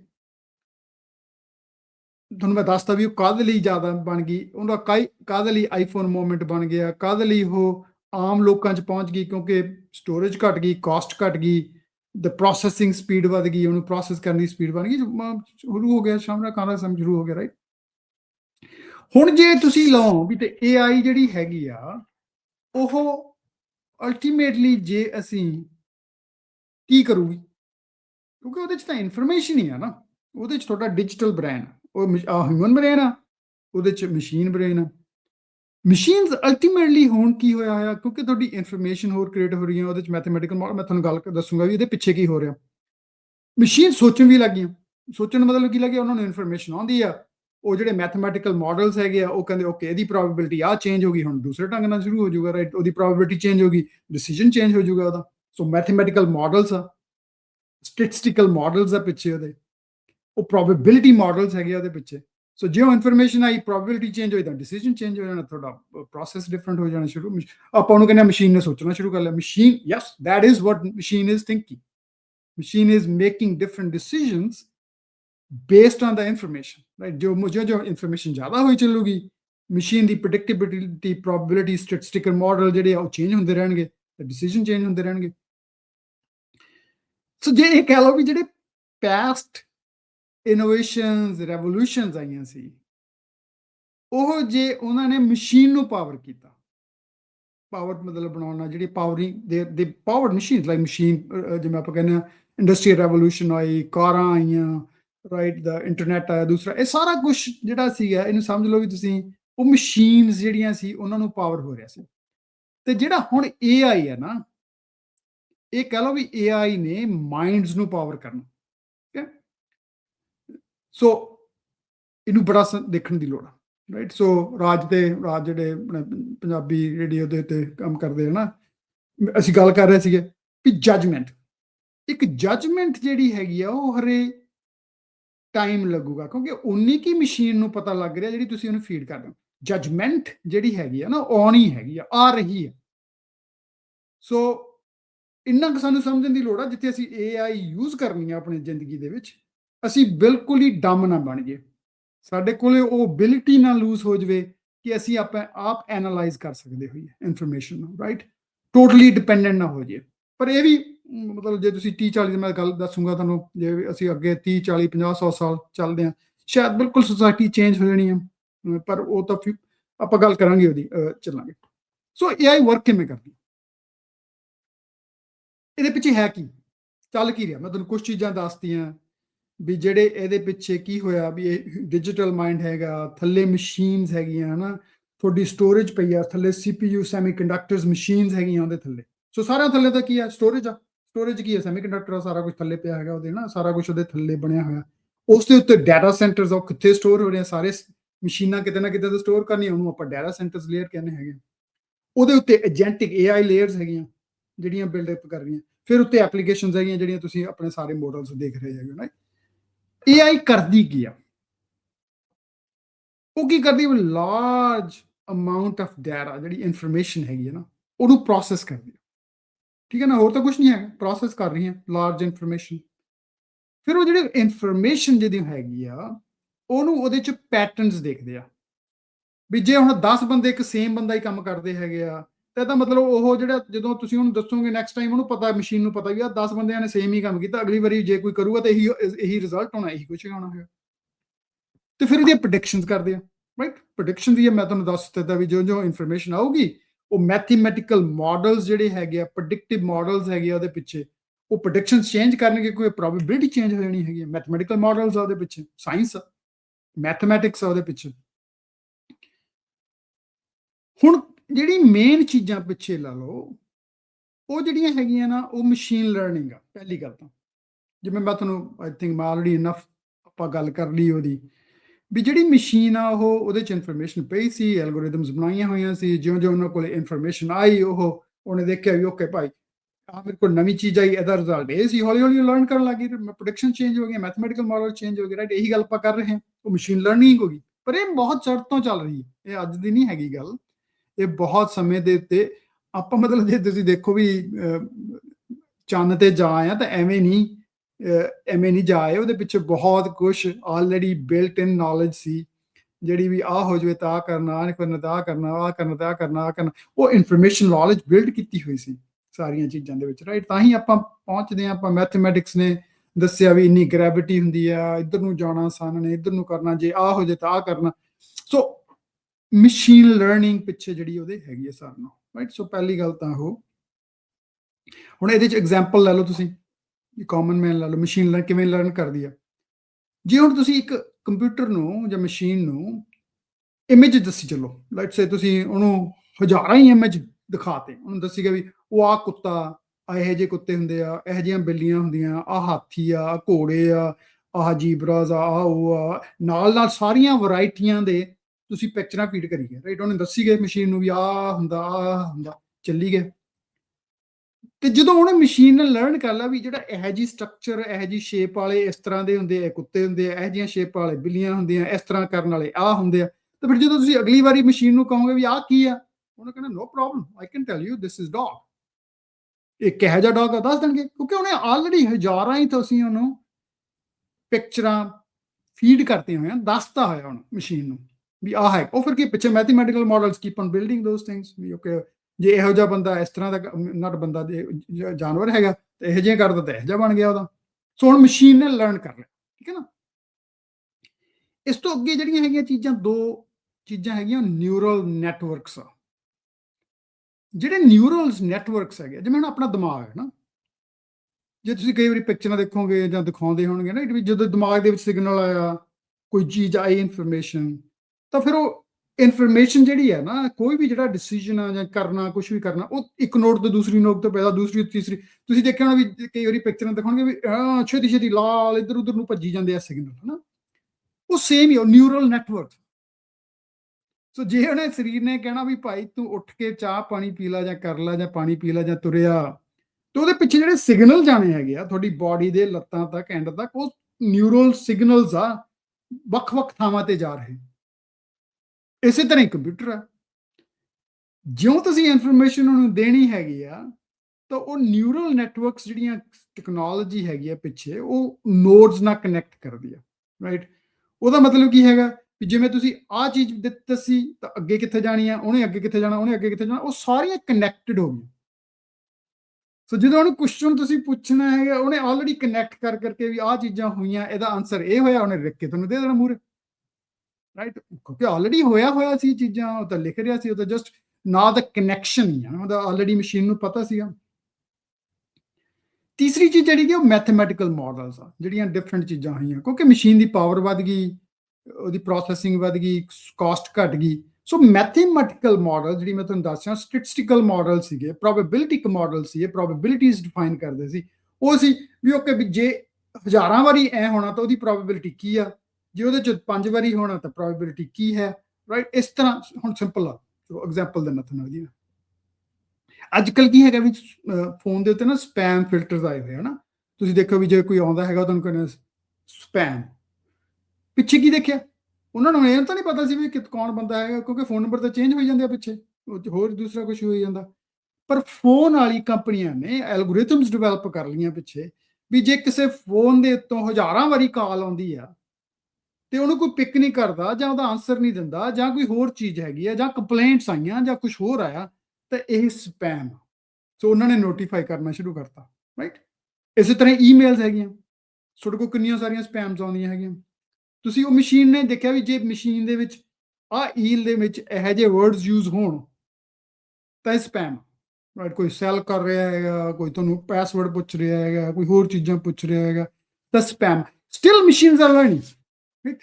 Still going on, but those kind of examples are that ਜਿਹੜੇ ਮੈਥਮੈਟੀਕਲ ਮਾਡਲਸ ਹੈਗੇ ਅੰਡਰਨੀਥ, ਉਹ ਤੁਹਾਨੂੰ ਫਿਰ ਪ੍ਰੈਡਿਕਟਿੰਗ ਸਟੈਟਿਸਟੀਕਲ ਮਾਡਲ ਆ। ਜੇ ਤੁਸੀਂ ਮੈਥਮੈਟਿਕਸ ਪੜ੍ਹਿਆ ਹੈਗਾ ਆਪਣੇ ਸਕੂਲ ਕਾਲਜਾਂ 'ਚ, ਉਹ ਸਟੈਟਿਸਟਿਕਸ ਆ, ਇਹ ਪਿੱਛੇ ਉਹਦੇ ਮੈਥਮੈਟੀਕਲ ਮਾਡਲਸ ਆ, ਫਾਰਮੂਲਾਜ਼ ਆ ਜਿਹੜੇ ਡਿਫਾਈਨ ਕਰਦੇ ਆ ਨਿਊਰਲ ਨੈਟਵਰਕ ਦੇ ਉੱਤੋਂ ਕਨੈਕਸ਼ਨ ਦੇ ਨਾਲ ਵੀ ਮੈਂ ਇਸ ਤੋਂ ਇੱਥੇ ਜਾਣਾ, ਇੱਥੋਂ ਤੋਂ ਇੱਥੇ ਤੇ ਜਾਣਾ, ਉਹਦੀ ਪ੍ਰੋਬੇਬਿਲਿਟੀ ਕੀ ਹੈ। ਸੋ ਪ੍ਰੋਬੇਬਿਲਿਟੀ ਦੇ ਹਿਸਾਬ ਨਾਲ ਡਿਫਾਈਨ ਹੋ ਰਹੀ ਹੈ, ਕਿਵੇਂ ਉਸ ਤਰ੍ਹਾਂ ਇਨਫੋਰਮੇਸ਼ਨ ਪੁੱਲ ਹੋ ਰਹੀ ਹੈ। ਉਸ ਇਨਫੋਰਮੇਸ਼ਨ ਪੁੱਲ ਕਰਨ ਦੀ ਖਾਤਰ ਤਾਂ ਹੀ ਅੱਜ ਕਹਿੰਦੇ ਆ ਨਾ ਵੀ ਜਿਹੜੀ ਡਾਟਾ ਸੈਂਟਰਸ ਦਾ ਹਰ ਥਾਂ ਥਾਂ ਤੇ ਲੱਗ ਰਹੇ ਆ, ਪ੍ਰੋਸੈਸਿੰਗ ਹੀ ਇੰਨੀ ਕੁਛ ਹੋ ਰਹੀ ਹੈ। ਜੇ ਤੁਸੀਂ ਇੰਨੇ ਵਧੀਆ ਤਾਂ ਬਿਲੀਅਨਸ ਆਫ ਇਨਫੋਰਮੇਸ਼ਨ ਜਿਹੜੀ ਹੈਗਾ ਉਹਨੂੰ ਪ੍ਰੋਸੈਸ ਕਰਨਾ ਹੈਗਾ ਤਾਂ ਡੈਫੀਨਿਟਲੀ ਉਹਨੂੰ ਪਾਵਰ ਤਾਂ ਲੱਗਣੀ ਹੈ, ਡੈਫੀਨਿਟਲੀ ਡਿਫਰੈਂਟ ਕੰਪਿਊਟਰਸ ਲੱਗਣੇ ਹੈਗੇ, ਠੀਕ ਹੈ ਨਾ। ਤਾਂ ਹੀ ਉਹ ਅੱਜ ਕੱਲ એનર્ਜੀ ਦੀ ਲੋੜ ਹੈਗੀ ਆ, ਜਿਹੜੀ એનર્ਜੀ ਦੀ ਲੋੜ ਹੈਗੀ ਆ, ਡਾਟਾ ਸੈਂਟਰਸ ਦੀ ਲੋੜ ਹੈਗੀ ਆ, ਉਹਨਾਂ ਨੂੰ ਬਿਲਡ ਕਰਨ ਦੀ ਲੋੜ ਹੈਗੀ ਆ, ਉਹਨਾਂ ਨੂੰ ਪਾਣੀ ਦੀ ਲੋੜ ਹੈਗੀ ਆ, ਕਿਉਂਕਿ એનર્ਜੀ ਦੇ ਲਈ ਫਿਰ ਉਹ ਲੋੜ ਪੈਂਦੀ ਹੈਗੀ ਆ। ਤਾਂ ਹੀ ਅੱਜ ਕੱਲ એનર્ਜੀ ਕਾਸਟ ਵਧੀਆ ਜਾਂਦੀ ਹੈਗੀ। ਇੱਕ ਚੀਜ਼ ਹੋਰ ਪਿੱਛੇ ਆ ਇਹਦੇ, ਇਹ ਕਰਕੇ ਫਿਰ ਆਪਾਂ ਜਿਹੜੀ ਅਗਲੀ ਗੱਲਬਾਤ ਕਰਾਂਗੇ ਉਹ ਇੰਪੈਕਟਸ ਤੇ ਗੱਲ ਕਰਾਂਗੇ। ਉਹ ਹੈਗੀ ਲਾਰਜ ਲੈਂਗੁਏਜ ਮਾਡਲਸ, ਜਿਹੜੀ LLMs ਕਹਿੰਦੇ ਹੈਗੇ, ਤੁਸੀਂ ਸੁਣਿਆ ਹੋਗਾ, ਰਾਈਟ। ਚੈਟ GPT ਉਹ LLM ਲਾਰਜ ਲੈਂਗੁਏਜ ਮਾਡਲ ਆ, ਠੀਕ ਹੈ ਨਾ। ਇਸੇ ਤਰ੍ਹਾਂ ਹੀ ਜੈਮਨਾਈ ਹੈਗਾ ਗੂਗਲ ਦਾ, ਉਹ ਲਾਰਜ ਲੈਂਗੁਏਜ ਮਾਡਲ ਹੈਗਾ। ਫੇਸਬੁੱਕ ਮੈਟਾ ਦਾ ਲਾਮਾ ਹੈਗਾ, ਰਾਈਟ। ਸੋ ਜਿਹੜੇ ਇਹ ਲਾਰਜ ਲੈਂਗੁਏਜ ਮਾਡਲਸ ਹੈਗੇ ਆ ਨਾ, ਇਹਨਾਂ ਦੇ ਉੱਤੇ ਅਸੀਂ ਬਿਲੀਅਨਸ ਆਫ ਸੈਂਟੈਂਸਿਸ ਜਿਹੜੇ ਹੈਗੇ ਆ ਉਹ ਕਲੈਕਟ ਹੋਏ, ਫੀਡ ਕੀਤੇ ਪਹਿਲਾਂ, ਉਹ ਅੰਡਰਸਟੈਂਡ ਕਰਦੇ ਆ ਹਿਊਮਨ ਲੈਂਗੁਏਜ ਨੂੰ। ਵੀ ਜਿਹੜਾ ਇਹ ਹਿਊਮਨ ਲੈਂਗੁਏਜ ਆ, ਜੇ ਉਹਦੇ ਚ ਗੁੱਸਾ ਵਾ ਜਾਂ ਉਹਨੂੰ ਕਹਿ ਰਹੇ ਹੈਗੇ ਆ ਚੀਜ਼ ਆ ਤਾਂ ਉਹਦੇ ਪਿੱਛੇ ਆ ਵਾ। ਸੋ ਕਨੈਕਸ਼ਨ ਜਿਹੜਾ ਹੈਗਾ ਉਹ ਲੈਂਗੁਏਜ ਨੂੰ ਟ੍ਰਾਂਸਲੇਸ਼ਨ ਜਿਹੜੀ ਹੈਗੀ ਆ ਉਹਦੀ, ਜਿਹੜੀ ਜੇ ਬਿਲੀਅਨਸ ਆਫ ਸੈਂਟੈਂਸਿਸ, ਉਹ ਹੈ ਤਾਂ ਸਿਮਿਲਰ ਹੀ ਚੀਜ਼ ਆ ਨਾ, ਗੱਲ ਤਾਂ ਕੋਈ ਹੈ ਨਹੀਂ ਗੀ ਇਹਦੇ ਪਿੱਛੇ, ਗੱਲ ਤਾਂ ਸੇਮ ਹੀ, ਹਰ ਕੋਈ ਸੇਮ ਹੀ ਗੱਲ ਕਰਦਾ ਹੈਗਾ। ਤਾਂ ਜਿਹੜੀ ਉਹ ਮੈਸਿਵ ਅਮਾਉਂਟ ਆਫ ਜਿਹੜਾ ਲਾਰਜ ਡਾਟਾ ਸੈਟ ਸੀ, ਉਹ ਟੈਕਸਟ ਜਿਹੜਾ ਅਸੀਂ ਟੈਕਸਟ ਕੀਤਾ ਡਿਫਰੈਂਟ ਲੈਂਗੁਏਜਸ ਦੇ ਵਿੱਚ, ਉਹਨੂੰ ਫਿਰ ਅਸੀਂ ਉਹ ਕੀ ਹੋਇਆ ਉਹਦੇ ਨਾਲ ਅਸੀਂ ਇਹੋ ਜਿਹੇ LLM ਮਾਡਲਸ ਬਿਲਡ ਕਰ ਲਏ ਕਿ ਜੇ ਹੁਣ ਤੁਸੀਂ ਮੈਨੂੰ ਇੱਕ ਅਗਲਾ ਨੈਕਸਟ ਵਰਡ ਕਹੋਗੇ, ਕਿਉਂਕਿ ਨਿਊਰਲ ਨੈਟਵਰਕਸ ਕਨੈਕਟ ਹੋ ਗਏ ਹੋਏ ਆ, ਤਾਂ ਮੈਂ ਦੱਸ ਦੂੰਗਾ ਵੀ ਅਗਲਾ ਸੈਂਟੈਂਸ ਕੀ ਹੋਣਾ ਤੇਰਾ, ਕਿਉਂਕਿ ਹੋਰ ਕੰਟੈਕਸਟ ਉਹਦੇ ਚ ਹੈਗਾ, ਰਾਈਟ।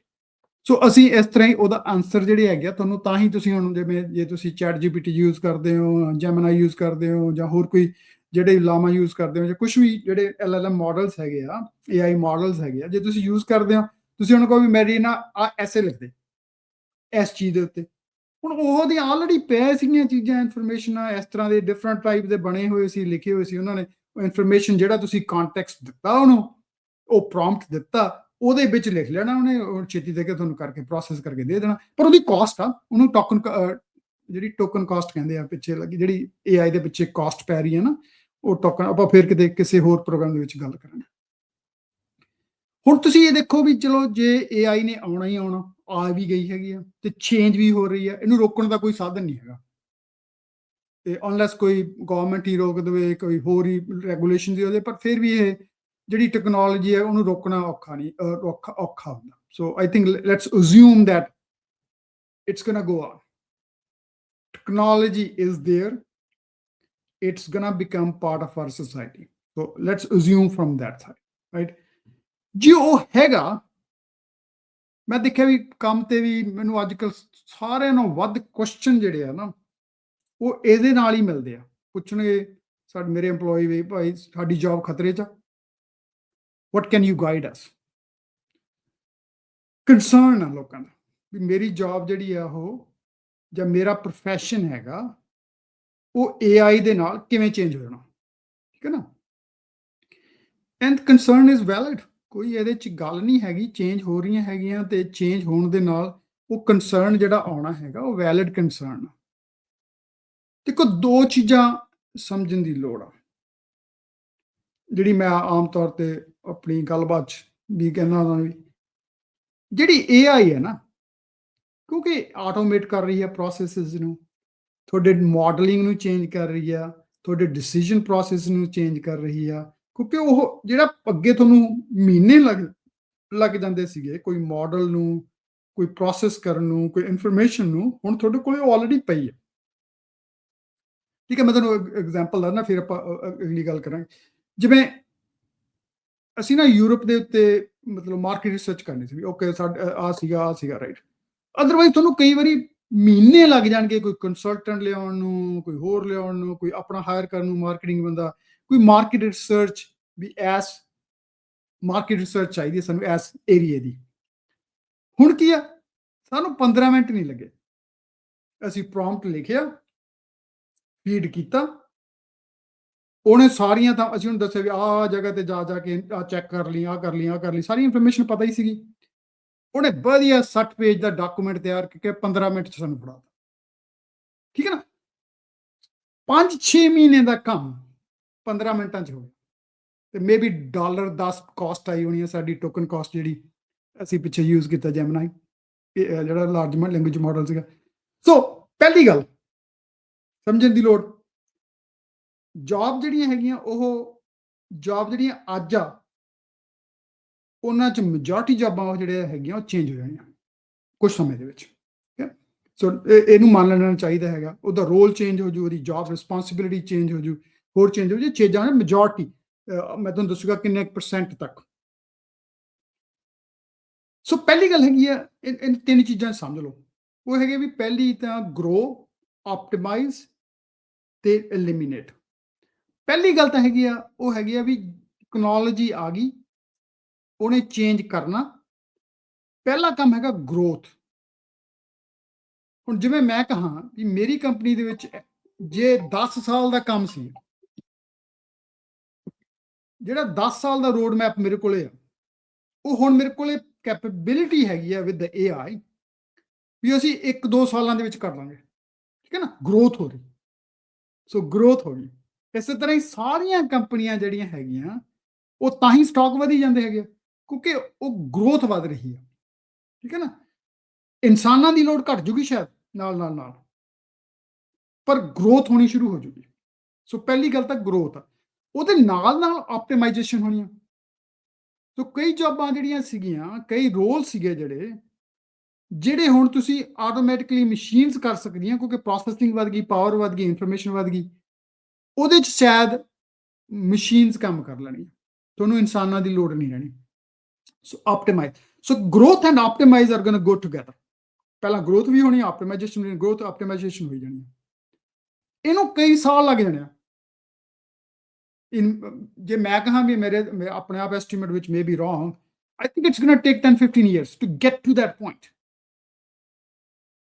ਪਰ ਉਸ ਤੋਂ ਬਾਅਦ ਫਿਰ ਜਿਹੜੀ ਸੋਸਾਇਟੀ ਨੇ ਚੇਂਜ ਹੋਣਾ, ਨਹੀਂ ਇਹਦੇ ਵਿੱਚ ਵੀ ਚੇਂਜ ਹੋਣਾ, ਪਰ ਉਦੋਂ ਫਿਰ ਜਦੋਂ ਤੁਹਾਡੇ ਕੋਲ ਗਰੋਥ ਦੇ ਵੀ ਦਾਇਰੇ ਮੁੱਕ ਗਏ, ਆਪਟੀਮਾਈਜ਼ ਵੀ ਕਰ ਲਿਆ ਤੁਸੀਂ ਸਾਰਾ ਕੁਝ, ਪ੍ਰੋਡਕਟਿਵਿਟੀ ਵੀ ਬਹੁਤ ਵੱਧ ਗਈ, ਹੁਣ ਕੀ ਕਰੋਗੇ ਜੇ ਤੁਹਾਡੇ ਕੋਲ ਹੋਰ ਕੁਝ ਨਹੀਂ ਹੈਗਾ?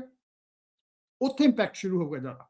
ਸੋ ਲਾ ਲਓ ਵੀ 10, 15, 20 ਸਾਲਾਂ ਦੇ ਵਿੱਚ ਇੰਪੈਕਟ, ਜਿਹੜਾ ਰੀਅਲ ਇੰਪੈਕਟ ਆ, ਉਹ ਤੁਹਾਨੂੰ ਸ਼ੁਰੂ ਹੋਊਗਾ। ਸੋ 5 ਸਾਲਾਂ 'ਚ ਕੀ ਲਾ ਲਓ, ਹੁਣ ਮੈਂ ਤੁਹਾਨੂੰ 5, 10 ਤੇ 20 ਸਾਲਾਂ ਦੀ ਗੱਲ ਕਰ ਦਿੰਦਾ, ਕਿਉਂਕਿ ਇਹੀ ਕੁਐਸਚਨ ਜਿਹੜੇ ਆਮ ਤੌਰ ਤੇ ਅਸੀਂ ਕੀ ਕਰੀਏ 5 ਸਾਲਾਂ 'ਚ, 10 ਸਾਲਾਂ 'ਚ ਅਸੀਂ ਕਿਵੇਂ ਕਰੀਏ, ਕੀ ਹੈ ਸਾਡੇ ਲਈ, ਤੂੰ ਦੱਸੇਗਾ। ਸੋ 5 ਸਾਲਾਂ 'ਚ ਜਿਹੜੇ ਸਮਝ ਲਓ ਵੀ ਜਿਹੜੇ ਕੰਮ ਇਸ ਸਮੇਂ ਆਟੋਮੇਟ ਕੀਤੇ ਜਾ ਸਕਦੇ, ਜਿਹੜੇ ਕੰਮ ਰਿਪੈਟੀਟਿਵ ਆ, ਜਿਹੜੇ ਕੰਮਾਂ 'ਚ ਲੋੜ ਨਹੀਂ ਹੈਗੀ ਤੁਹਾਨੂੰ ਦੁਬਾਰਾ ਇਨਸਾਨ ਦੇ ਟੱਚ ਦੀ, ਉਹ ਜੌਬਾਂ ਤਾਂ ਗਈਆਂ, ਠੀਕ ਹੈ ਨਾ? ਉਹਨਾਂ 'ਚ ਲੋੜ ਪੈਣੀ ਆ ਵੀ ਤੁਹਾਡੀ ਜੋਬ ਰੋਲ ਚੇਂਜ ਹੋ ਗਿਆ, ਪਰ ਤੁਹਾਡੇ ਕੋਲ ਕੰਮ ਤਾਂ ਬਹੁਤ ਸੀ। ਸੋ ਤੁਸੀਂ let machine handle that, but add value to that work, so ਤਾਂ ਕਿ ਤੁਹਾਡੀ ਜੋਬ ਨਾ ਜਾਵੇ। ਉਹ ਐਨਾਲਿਸਿਸ ਨੂੰ let machine handle the analysis, but predict it, do analysis, do figure it out, okay, what are the next steps, okay, so add value, not the repetitive work। ਜਿਹੜੀ health care ਹੈਗੀ ਆ ਉਹ improve ਹੋ ਜਾਣੀ ਆ ਪਿਛਲੇ ਅਗਲੇ 5 ਸਾਲਾਂ 'ਚ, ਹੋਰ ਵੀ ਇਹ ਹੋ ਵੀ ਰਹੀ ਹੈ ਤੇ ਹੋਰ ਵੀ ਜਾਣੀ ਆ ਹੋਰ, ਕਿਉਂਕਿ ਮਸ਼ੀਨਸ ਕੋਲ ਇੰਨੀਆਂ ਡਾਟਾ ਹੈਗਾ ਹੁਣ। ਸੋ ਬਿਮਾਰੀਆਂ ਨੂੰ ਜਿਹੜੀ ਕੇਅਰ ਕਰਨੀ ਆ ਨਾ ਉਹ ਸੌਖੀ ਹੋ ਜਾਣੀ ਆ, ਕਿਉਂਕਿ ਅੱਗੇ ਤਾਂ ਇਹਦੀ ਪਤਾ ਨਹੀਂ ਲੱਗਦਾ ਬਿਮਾਰੀ ਦਾ, ਹੁਣ ਹੈਗਾ ਕਿਉਂਕਿ ਇਨਫੋਰਮੇਸ਼ਨ ਤਾਂ ਸਾਰੀ ਪਈ ਆ। So it's gonna be so easy to figure out what's problem with you. ਹੁਣ ਮੇਰੇ ਜਿਹੜੇ ਸਾਫਟਵੇਅਰ ਅਸੀਂ ਡਿਵੈਲਪ ਕਰਦੇ ਹਾਂ ਉਹ ਆਟੋਮੋਬਾਈਲਸ ਦੇ ਨਾਲ ਆ। ਅਸੀਂ ਰੀਸੈਂਟਲੀ ਪ੍ਰੋਡਕਟ ਡਿਵੈਲਪ ਕੀਤਾ, ਉਹ 'ਚ ਸੀਗਾ ਆਟੋਮੋਬਾਈਲ ਡਾਇਗਨੋਸਟਿਕਸ ਦਾ, ਰਾਈਟ। ਅਸੀਂ ਉਹ ਕਿਉਂਕਿ ਕਾਰਾਂ ਤਾਂ ਸਿਮਿਲਰ ਹੀ ਆ, ਕਾਰਾਂ ਦੀਆਂ ਪ੍ਰੋਬਲਮ ਵੀ ਸੇਮ ਹੀ ਆ, ਸਾਰਿਆਂ ਦੇ DTC ਕੋਡ ਜਿਹੜੇ ਟਰਬਲ ਕੋਡਸ ਆ ਉਹ ਵੀ ਸਿਮਿਲਰ ਆਉਣੇ ਹੈਗੇ ਆ, ਉਹਨਾਂ ਦੇ ਫਿਕਸਿਸ ਵੀ ਸਿਮਿਲਰ ਹੈਗੇ ਆ। ਸੋ ਸਾਡੇ ਕੋਲ ਜਿਹੜਾ ਡਾਟਾ ਸੀਗਾ, ਉਹਦਾ ਇਨਫੋਰਮੇਸ਼ਨ ਪਈ ਸੀ, ਜਦੋਂ ਅਸੀਂ ਉਹਦੇ ਤੇ ਅਪਲਾਈ ਕਰਤੀਆਂ ਹੋਏ AI ਤੇ ਦੂਸਰਾ ਮਾਡਲ ਯੂਜ਼ਡ ਲੈਂਗੁਏਜ ਮਾਡਲਸ, ਤਾਂ ਅਸੀਂ ਪ੍ਰੈਡਿਕਟ ਕਰ ਸਕਦੇ ਹਾਂ ਹੁਣ ਮੱਚ ਬੈਟਰ ਵੀ ਤੇਰੀ ਕਾਰ ਨੂੰ ਪ੍ਰੋਬਲਮ ਕੀ ਹੈ, ਜੇ ਆਹ ਚੀਜ਼ ਹੋ ਗਈ, ਠੀਕ ਹੈ ਨਾ। ਸੋ ਮੀਨਸ ਐਟ ਦਿਸ ਪੁਆਇੰਟ ਸਾਡਾ ਜਿਹੜਾ ਪ੍ਰੋਡਕਟ ਆ ਉਹ ਇਸ ਤਰ੍ਹਾਂ ਵਿਕ ਰਿਹਾ ਹੈਗਾ ਵੀ ਉਹਦੀ ਲੋੜ ਆ ਸਾਰਿਆਂ ਨੂੰ। ਉਹ ਸੋਚਦੇ ਵੀ ਯਾਰ ਇਹ ਤਾਂ ਕੰਮ ਹੀ ਸਹੀ ਇਨਫੋਰਮੇਸ਼ਨ ਦਿੰਦਾ, ਕਿਉਂਕਿ ਕੰਟੈਕਸਟ ਚੇਂਜ ਹੋ ਗਿਆ। ਸਾਡੇ ਕੋਲ ਇਨਫੋਰਮੇਸ਼ਨ 40 ਸਾਲਾਂ ਦੀ ਕੰਪਨੀ ਦੀ ਪਈ ਸੀਗੀ, ਉਹ ਇਨਫੋਰਮੇਸ਼ਨ ਜਿਹੜੀ ਅਸੀਂ ਯੂਜ਼ ਕੀਤੀ ਉਹਦੇ ਵਿੱਚ। ਸੋ ਹੈਲਥ ਕੇਅਰ ਚੇਂਜ ਹੋ ਜਾਊਗਾ, ਡਾਇਗਨੋਜ਼ ਕਰਨਾ ਸੌਖਾ ਹੋ ਜਾਊਗਾ। ਜਿਵੇਂ ਆਟੋਮੋਬਾਈਲ, ਇਹ ਜੀ ਕੋਈ ਵੀ ਇਹ ਜੀ ਜਿਹੜੀ ਇੰਡਸਟਰੀ ਹੈਗੀ ਆ ਜਿਹੜੀ ਡਾਇਗਨੋਸ ਬੇਸਡ ਸੀ, ਜਿਹਦੇ ਪਿੱਛੇ ਇਨਫੋਰਮੇਸ਼ਨ ਸੇਮ ਸੀ, ਉਹ ਸਾਰੀਆਂ ਜਿਹੜੀਆਂ ਹੈਗੀਆਂ ਉਹ ਹੋ ਜਾਊਗਾ। ਜਿਹੜੀਆਂ ਆਫਿਸ ਟਾਸਕਸ ਹੈਗੀਆਂ, ਜਿਹੜੀਆਂ ਰਿਪੈਟੀਟਿਵ ਹੈਗੀਆਂ, ਉਹ ਖਤਮ ਹੋ ਜਾਣਗੀਆਂ, ਉਹਨੂੰ ਮਸ਼ੀਨ ਯੂਜ਼ ਕਰਨੀ ਸ਼ੁਰੂ ਹੋ ਜਾਊਗੀ, ਰਾਈਟ। ਸਿੰਪਲ ਹੋ ਜਾਊਗਾ, ਘੱਟ ਬੰਦੇ ਦੀ ਲੋੜ ਪਊਗੀ। ਜਿਵੇਂ ਮੈਂ ਤੁਹਾਨੂੰ ਐਗਜ਼ਾਮਪਲ ਦਿੰਦਾ, ਸਾਡੀ ਕੰਪਨੀ 'ਚ ਅਸੀਂ ਯੂਜ਼ ਕਰ ਰਹੇ ਹਾਂ ਹੁਣ ਨਾ ਇਹਨਾਂ ਚੀਜ਼ਾਂ ਨੂੰ। ਵੀਕਲੀ ਸਟੇਟਸ ਰਿਪੋਰਟਸ ਹੁੰਦੀਆਂ, ਹਰ ਕੋਈ ਵਾਈਸ ਪ੍ਰੈਜ਼ੀਡੈਂਟ ਉਸ ਮੈਨੂੰ ਭੇਜਦਾ ਹੈਗਾ, ਸਾਰਿਆਂ ਨੂੰ ਇੱਕ ਦੂਸਰੇ ਨੂੰ ਭੇਜਦਾ ਵੀ ਅਸੀਂ ਆਹ ਵੀਕ 'ਚ ਕੀ ਕੰਮ ਕੀਤਾ। ਅੱਗੇ ਉਹਨੂੰ ਟਾਈਮ ਲੱਗਦਾ ਸੀਗਾ, ਕਿਉਂਕਿ ਇਨਫੋਰਮੇਸ਼ਨ ਗੈਦਰ ਕਰਨੀ ਪੈਂਦੀ ਸੀ ਵੀ ਆਹ ਹਰ ਇੱਕ EMPLOYE ਤੋਂ ਪੁੱਛਣਾ ਸੀ ਵੀ ਤੁਸੀਂ ਆਹ ਕੀ ਕੀਤਾ ਇਸ ਵਾਰੀ। ਹਰ ਕੋਈ ਭੇਜਦਾ ਸੀ, ਹਰ EMPLOYE ਭੇਜਦਾ ਸੀ, ਹਰ EMPLOYE ਤੋਂ ਹਰ ਮੈਨੇਜਰ ਕਰਦਾ ਸੀ, ਮੈਨੇਜਰ ਤੋਂ ਅੱਗੇ ਕਰਦੇ ਸੀ ਸਾਰਾ ਕੁਛ। ਸੋ ਉਹਨਾਂ ਨੇ ਜਿਹੜੀ ਸਾਰੀ ਇਨਫੋਰਮੇਸ਼ਨ ਇੱਕ ਥਾਂ ਤੇ ਆਪਣੀ ਇਨਫੋਰਮੇਸ਼ਨ ਐਂਟਰ ਕਰਦੇ ਆ, ਅਗਲਾ ਕੰਮ ਜਿਹੜਾ ਕਿ ਸਾਰਾ ਮਸ਼ੀਨ ਕਰਦੀ ਹੈ, ਰਾਈਟ। ਸੋ ਤੁਸੀਂ LLM ਨੂੰ ਕਿਹਾ, ਮਾਡਲ ਨੂੰ ਕਿਹਾ, ਅਸੀਂ ਜੈਮਨਾਈ ਯੂਜ਼ ਕਰਦੇ ਹਾਂ, ਵਿੱਚ ਚੈਟ GPT ਯੂਜ਼ ਕਰਦੇ ਹਾਂ, ਰਾਈਟ, ਦੂਸਰੇ ਮਾਡਲਸ ਯੂਜ਼ ਕਰਦੇ ਹਾਂ। ਉਹ ਜਿਹੜੀਆਂ ਜਦੋਂ ਤੁਸੀਂ ਉਹਨਾਂ ਨੂੰ ਕਿਹਾ ਤਾਂ ਉਹਦੇ ਪਿੱਛੇ ਜਿਹੜਾ ਸੀਗਾ ਕਲਾਉਡ ਹੈਗਾ, ਅਸੀਂ ਜਿਹੜਾ ਉਹਨਾਂ ਨੂੰ ਕਿਹਾ ਵੀ ਤੁਸੀਂ ਭਾਈ ਇਹਦੀ ਸਮਰੀ ਕਰ ਦਿਓ ਮੈਨੂੰ, ਗਿਵ ਮੀ ਦਾ ਇੰਪੋਰਟੈਂਟ ਜਿਹੜੇ ਪੁਆਇੰਟਸ ਹੈਗੇ ਆ। ਤੁਸੀਂ ਕੰਟੈਕਸਟ ਦੇਤਾ ਉਹਨੂੰ ਵੀ ਆਹ ਪ੍ਰਾਇੋਰਟੀ ਸੀਗੀਆਂ, ਇਹਦੇ ਵਿੱਚ ਦੱਸ ਦੇ, ਇਹਦੇ 'ਚ ਉਹਨਾਂ ਦੱਸ ਵੀ ਕੀ ਕੰਮ ਹੋਇਆ। 15 ਮਿੰਟਾਂ 'ਚ ਕੰਮ ਹੋਣ ਲੱਗ, ਜਿਹੜਾ ਅੱਗੇ 3-4 ਘੰਟੇ ਲੱਗ ਜਾਂਦੇ ਸੀ ਸਾਰਿਆਂ ਨੂੰ। ਸੀ ਪ੍ਰੋਡਕਟਿਵਿਟੀ ਗੇਨ ਹੋ ਗਈ ਨਾ, ਉਹ ਜਿਹੜੇ 3-4 ਘੰਟੇ ਬਚੇ ਉਹ ਹੋਰ ਕੰਮ ਸ਼ੁਰੂ ਕਰ ਲਏ, ਉਹਨਾਂ ਨੇ ਹੋਰ ਲਾ ਲਈ ਸ਼ੁਰੂ ਕਰ ਲਿਆ। ਜਿਹੜੀ ਸਾਫਟਵੇਅਰ ਡਿਵੈਲਪਰ ਦਾ ਅਗਲਾ 5 ਸਾਲਾਂ ਦੇ ਵਿੱਚ, ਮੈਂ ਹੁਣ 5 ਸਾਲਾਂ ਦੀ ਗੱਲ ਕਰ ਰਿਹਾ, ਪਹਿਲਾਂ ਜਿਹੜੇ ਸਾਫਟਵੇਅਰ ਡਿਵੈਲਪਰ ਆ ਨਾ ਉਹਨਾਂ ਦਾ ਰੋਲ ਚੇਂਜ ਹੋ ਜਾਣਾ। ਹੁਣ ਜਿਹੜਾ ਸਾਫਟਵੇਅਰ ਡਿਵੈਲਪਰ ਆ ਨਾ ਉਹ ਜਾਂ QA ਇੰਜੀਨੀਅਰਸ ਹੈਗੇ ਆ, ਉਹ ਨਹੀਂ ਰਹਿਣੇ ਹੈਗੇ 5 ਸਾਲਾਂ 'ਚ, ਬਹੁਤ ਕੁਝ ਚੇਂਜ ਹੋ ਜਾਣਾ ਹੈਗਾ। ਉਹਨਾਂ ਦੀ ਜਿਹੜੀਆਂ ਜੌਬਾਂ ਆਈ ਵੁੱਡ ਸੇ ਉਹਨਾਂ ਨੂੰ ਜੇ ਤੁਸੀਂ ਤੁਹਾਡੇ ਘਰਾਂ ਪਰਿਵਾਰਾਂ 'ਚ ਮੁੰਡੇ ਕੁੜੀਆਂ ਜਿਹੜੇ ਸਾਫਟਵੇਅਰ 'ਚ ਹੈਗੇ ਆ, ਮੈਂ ਵੀ ਸਾਫਟਵੇਅਰ ਇੰਜੀਨੀਅਰ ਸੀਗਾ ਪਹਿਲਾਂ, ਪਰ ਤੁਹਾਨੂੰ ਇਹ ਸਮਝਣ ਦੀ ਲੋੜ ਆ ਵੀ ਉਹ ਜੌਬਾਂ ਜਿਹੜੀਆਂ ਹੈਗੀਆਂ ਕੰਪਲੀਟਲੀ ਚੇਂਜ ਹੋ ਜਾਣੀਆਂ। ਡਿਪੈਂਡ ਕਰਦਾ ਇੰਡਸਟਰੀ ਤੇ, ਹੌਲੀ ਹੌਲੀ ਕਿੱਧਰ ਨੂੰ ਕਿਹੜੀ ਇੰਡਸਟਰੀ ਜਾਂਦੀ ਹੈ। ਪਰ ਅਸੀਂ ਉਸ ਚੀਜ਼ ਨੂੰ ਟਰਾਈ ਕਰ ਲਿਆ। ਇੱਕ ਕੰਮ ਜਿਹੜਾ AI ਨਾਓ ਕਲਾਉਡ ਕਰ ਦਿੰਦਾ ਹੁਣ ਸਾਡੇ ਲਈ, ਕਲਾਉਡ ਜਿਹੜਾ ਹੈਗਾ ਇੱਕ ਮਾਡਲ ਹੈਗਾ AI ਮਾਡਲ, ਉਹ ਸਮਝ ਲਓ ਵੀ 90-95 ਬੰਦਿਆਂ ਦਾ ਕੰਮ ਇੱਕ ਬੰਦਾ ਕਰ ਦਿੰਦਾ। ਕੋਡ ਲਿਖਣਾ ਤੇ ਬੈਟਰ ਕੋਡ ਲਿਖਣਾ ਕਲਾਉਡ ਲਈ ਜਾਂ ਦੂਸਰਿਆਂ ਲਈ ਉਹ ਈਜ਼ੀ ਆ। ਇਹ ਤਾਂ ਹਰੇ ਨੰਬਰ ਆ, ਮਤਲਬ ਤੁਸੀਂ ਇਹ ਸਮਝ ਲਓ ਵੀ ਜਿਹੜੀ ਪ੍ਰੋਡਕਟਿਵਿਟੀ ਗੇਨ ਆ ਨਾ ਉਹ ਬਹੁਤ ਜ਼ਿਆਦਾ। ਸੈਕੰਡ ਗੱਲ ਆ ਵੀ ਹੁਣ ਤੁਹਾਨੂੰ ਸਕਿੱਲਸ ਦੀ ਵੀ ਨਹੀਂ ਲੋੜ ਹੈਗੀ, ਕੋਡ ਲਿਖਣ ਦੀ ਲੋੜ ਹੀ ਨਹੀਂ ਹੈਗੀ। ਕੋਡ ਤਾਂ ਕੋਈ ਵੀ ਕਲਾਉਡ ਲਿਖੀ ਜਾਂਦਾ, ਕੋਡ ਜਿਹੜਾ AI ਬੇਸਡ ਹੈਗਾ, ਪਰ ਤੁਸੀਂ ਉਹਨੂੰ ਦੱਸਣਾ ਹੀ ਹੈਗਾ। ਸੋ ਪ੍ਰੋਡਕਟ ਮੈਨੇਜਰ ਜਿਹੜਾ ਹੈਗਾ ਜਾਂ ਜਿਹੜਾ ਬਿਜ਼ਨਸ ਪਰਸਨ ਹੈਗਾ, ਉਹ ਜੇ ਉਹ ਚੰਗੀ ਤਰ੍ਹਾਂ ਆਪਣੀਆਂ ਰਿਕੁਆਇਰਮੈਂਟਸ ਲਿਖ ਦੂਗਾ ਤਾਂ ਆਪਣੇ ਆਪ ਲਿਖ ਜੂਗਾ। ਹਾਂ, ਇੰਜੀਨੀਅਰ ਦੀ ਲੋੜ ਪੈਣੀ ਆ, ਉਹ ਲੋੜ ਪੈਣੀ ਆ ਐਂਸਰਸ ਕਰਨਾ, ਕਿਉਂਕਿ ਕਲਾਡ ਜਾਂ ਕੋਈ ਵੀ ਮਾਡਲ ਹੈਗਾ ਨਾ, ਉਹਨੂੰ ਸਾਰਾ ਕੁਝ ਨਹੀਂ ਹੈਗਾ, ਉਹਨੇ ਕੰਟੈਕਸਟ ਉਸ ਨੂੰ ਪੁੱਛਣਾ ਤੁਹਾਨੂੰ ਵੀ ਓਕੇ ਆਹ ਨਹੀਂ ਹੈਗਾ, ਮੈਨੂੰ ਇਹਦਾ ਆਂਸਰ ਦੱਸ, ਇਹਦਾ ਦੱਸ, ਇਸ ਤਰ੍ਹਾਂ ਕਰਾਂ, ਇਸ ਤਰ੍ਹਾਂ ਕਰਾਂ, ਐਂ ਕਰਾਂ। ਸੋ ਜਿਹੜੀ ਲੋੜ ਹੈਗੀ ਹੈ, ਲੋੜ ਤਾਂ ਹੋਣੀ ਆ, ਪਰ ਓਨੀ ਨਹੀਂ ਲੋੜ ਪੈਣੀ। ਤੁਹਾਡਾ ਰੋਲ ਜਿਹੜਾ ਹੈਗਾ ਨਾ, ਉਹ ਚੇਂਜ ਹੋ ਜਾਣਾ। ਸੋ ਇੱਕ ਚੀਜ਼ ਮੈਂ ਉਹਨਾਂ ਨੂੰ ਕਹਿਣਾ ਵੀ ਤੁਸੀਂ ਹੁਣ ਨਾ ਆਪਣੇ ਆਪ ਦੀ ਆਇਡੈਂਟੀਟੀ ਜਿਹੜੀ ਹੈਗੀ ਆ, ਉਹ ਟਾਈਟਲ ਨਾਲ ਨਹੀਂ ਹੋਣੀ ਚਾਹੀਦੀ। ਜੇ ਕੋਈ ਵੀ ਮੈਂ ਸੌਫਟਵੇਅਰ ਇੰਜੀਨੀਅਰ ਹਾਂ, ਮੈਂ QA ਇੰਜੀਨੀਅਰ ਹਾਂ, ਜਾਂ ਮੈਂ ਆਹ ਕੰਮ ਕਰਦਾ, ਉਹ ਆਇਡੈਂਟੀਟੀ ਤੋਂ ਅਨਕੰਫਰਟੇਬਲ ਹੋਣਾ ਪੈਣਾ, ਰਾਈਟ, ਤਾਂ ਕਿ ਇਹ ਨਾ ਹੋਵੇ ਵੀ ਤੁਸੀਂ ਆਇਡੈਂਟਿਟੀ 'ਚ ਆਪਣੇ ਟਾਈਟਲ 'ਚ ਫਸੇ ਰਹੋ, ਤੇ ਉਹ ਟਾਈਟਲ ਹੀ ਜਿਹੜਾ ਹੈਗਾ ਤੁਹਾਡਾ 5 ਸਾਲਾਂ 'ਚ ਉਹ ਟਾਈਟਲ ਹੀ ਨਾ ਰਹੇ, ਰਾਈਟ। ਸੋ ਮੇਕ ਸ਼ੋਰ ਕਰਨਾ ਇਹ ਚੀਜ਼ਾਂ ਦੀ ਲੋੜ ਆ। ਸੋ ਜੇ ਤੇ ਅਸੀਂ 10 ਸਾਲ ਲਓ, ਹੁਣ 5 ਸਾਲ ਦੀ ਤਾਂ ਮੇਰੇ ਖਿਆਲ ਇਹ ਵੀ ਮੇਰਾ ਕੰਜ਼ਰਵੇਟਿਵ ਗੈਸ ਆ, ਬਹੁਤ ਚੇਂਜ ਆ ਰਹੀਆਂ ਸਾਰੇ ਪਾਸੇ, ਸੋ ਛੇਤੀ ਆ ਰਹੀਆਂ, ਰਾਈਟ। ਤੁਸੀਂ ਹੁਣ 10 ਸਾਲਾਂ 'ਚ ਲੈ ਲਓ, AI ਦੇ ਨਾਲ ਇੱਕ ਚੀਜ਼ ਹੋਰ ਆ ਰਹੀ ਹੈ, ਉਹ ਹੈਗੀ ਆ ਰੋਬੋਟਸ, ਰਾਈਟ। ਜੇ ਤੁਹਾਡੇ ਕੋਲ ਇਨਫੋਰਮੇਸ਼ਨ ਹੈਗੀ ਆ, ਡਿਸੀਜਨ ਮੇਕਿੰਗ ਹੋ ਗਈ, ਪੈਟਰਨਸ ਹੋ ਗਏ, ਆਲ ਦੋ, ਤਾਂ ਰੋਬੋਟਸ ਨੇ ਸਿੰਪਲ ਆ ਮਸ਼ੀਨ ਹੀ ਹੈ, ਮਸ਼ੀਨ ਦੇ ਵਿੱਚ ਉਹ ਚਿਪਸ ਲੱਗੀਆਂ, ਮੈਮਰੀ ਲੱਗੀ ਹੈ, ਸਾਰੇ ਪ੍ਰੋਸੈਸਿੰਗ ਲੱਗੀ ਹੈ, ਹੋਰ ਤਾਂ ਰੋਬੋਟ ਕੁਝ ਨਹੀਂ ਹੈਗਾ।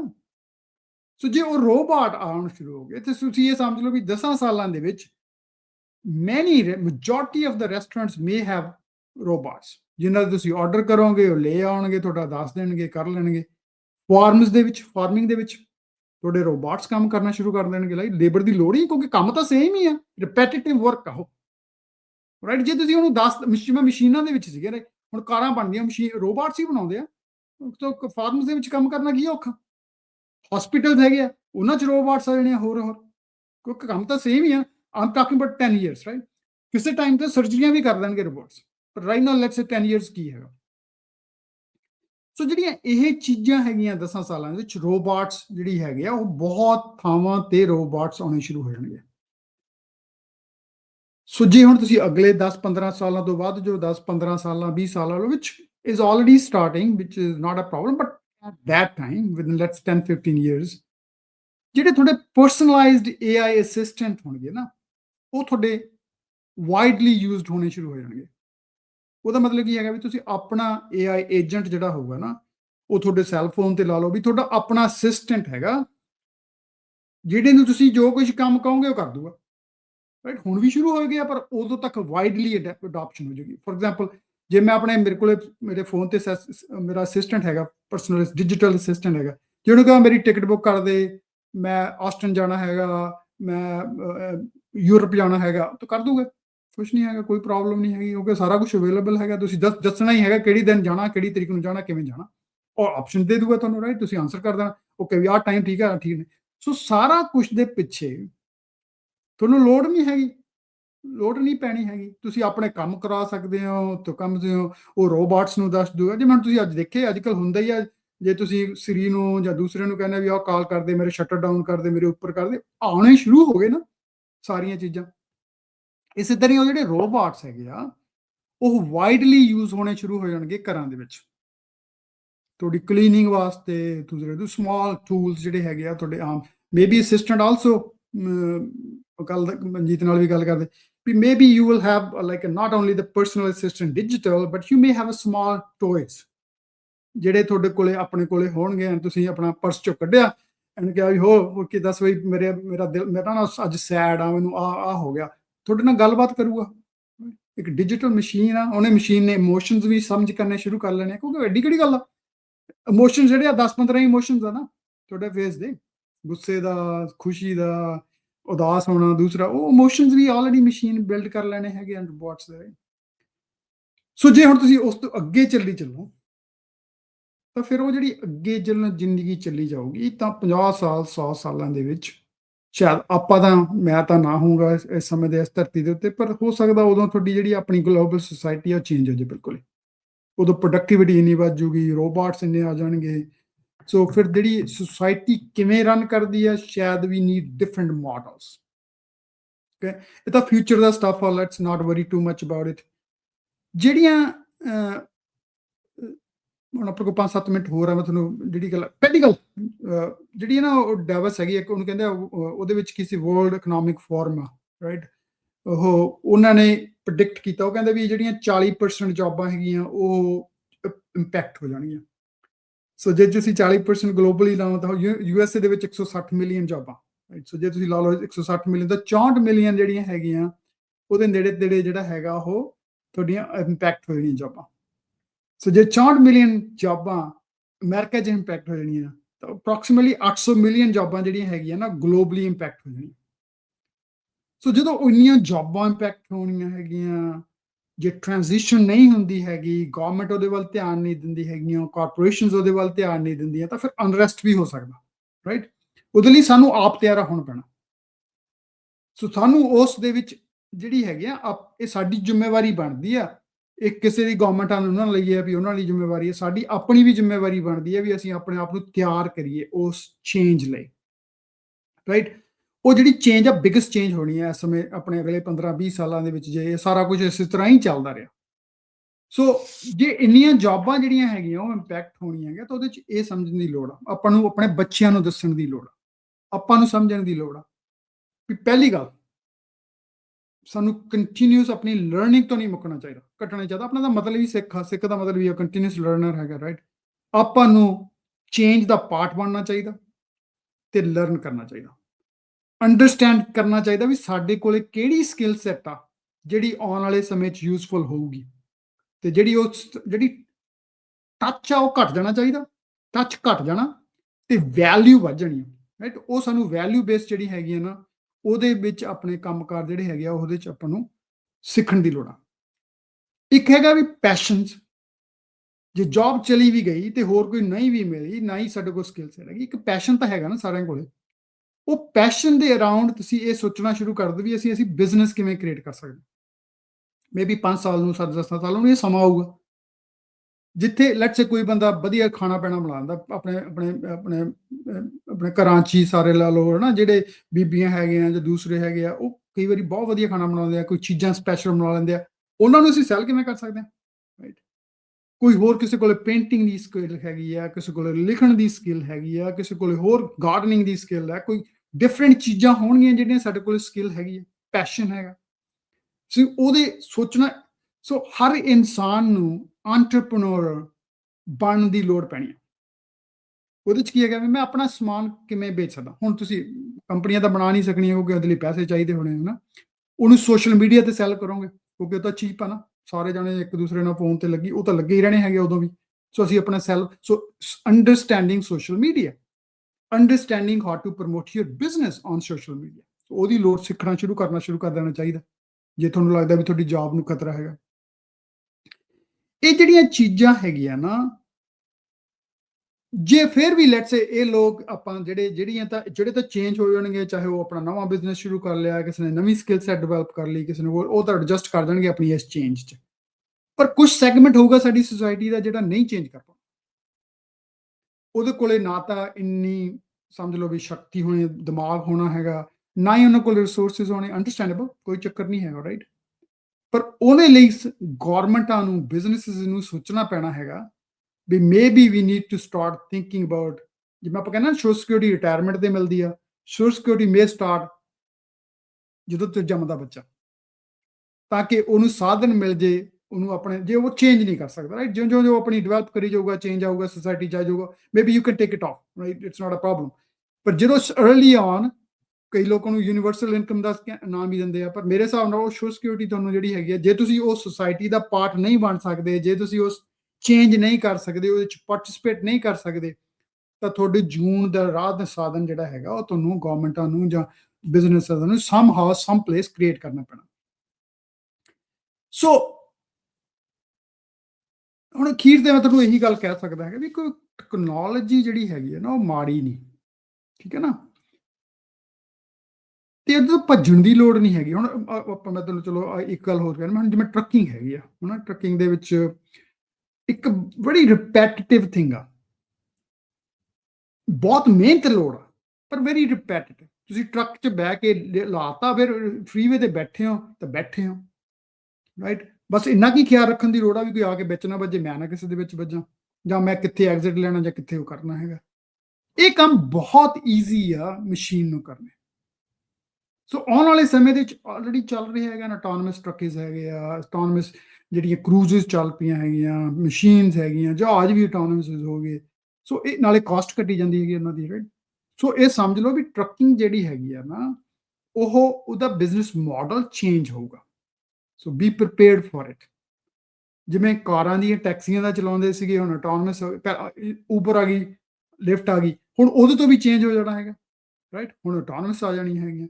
ਉਸ ਤੋਂ ਅੱਗੇ ਵੀ ਚੇਂਜ ਹੋ ਜਾਣਾ ਹੈਗਾ, ਉਹ ਫਲੀਟ ਮੈਨੇਜਮੈਂਟ ਹੈਗੀਆਂ, ਉਹ ਵੀ ਮਾਡਲ ਟੈਸਟ ਹੋ ਰਹੇ ਹੈਗੇ ਆ, ਵੀ ਕਿਸੇ ਨੂੰ ਕਾਰ ਓਨ ਦੀ ਕਰਨ ਦੀ ਲੋੜ ਹੀ ਨਹੀਂ ਹੈਗੀ।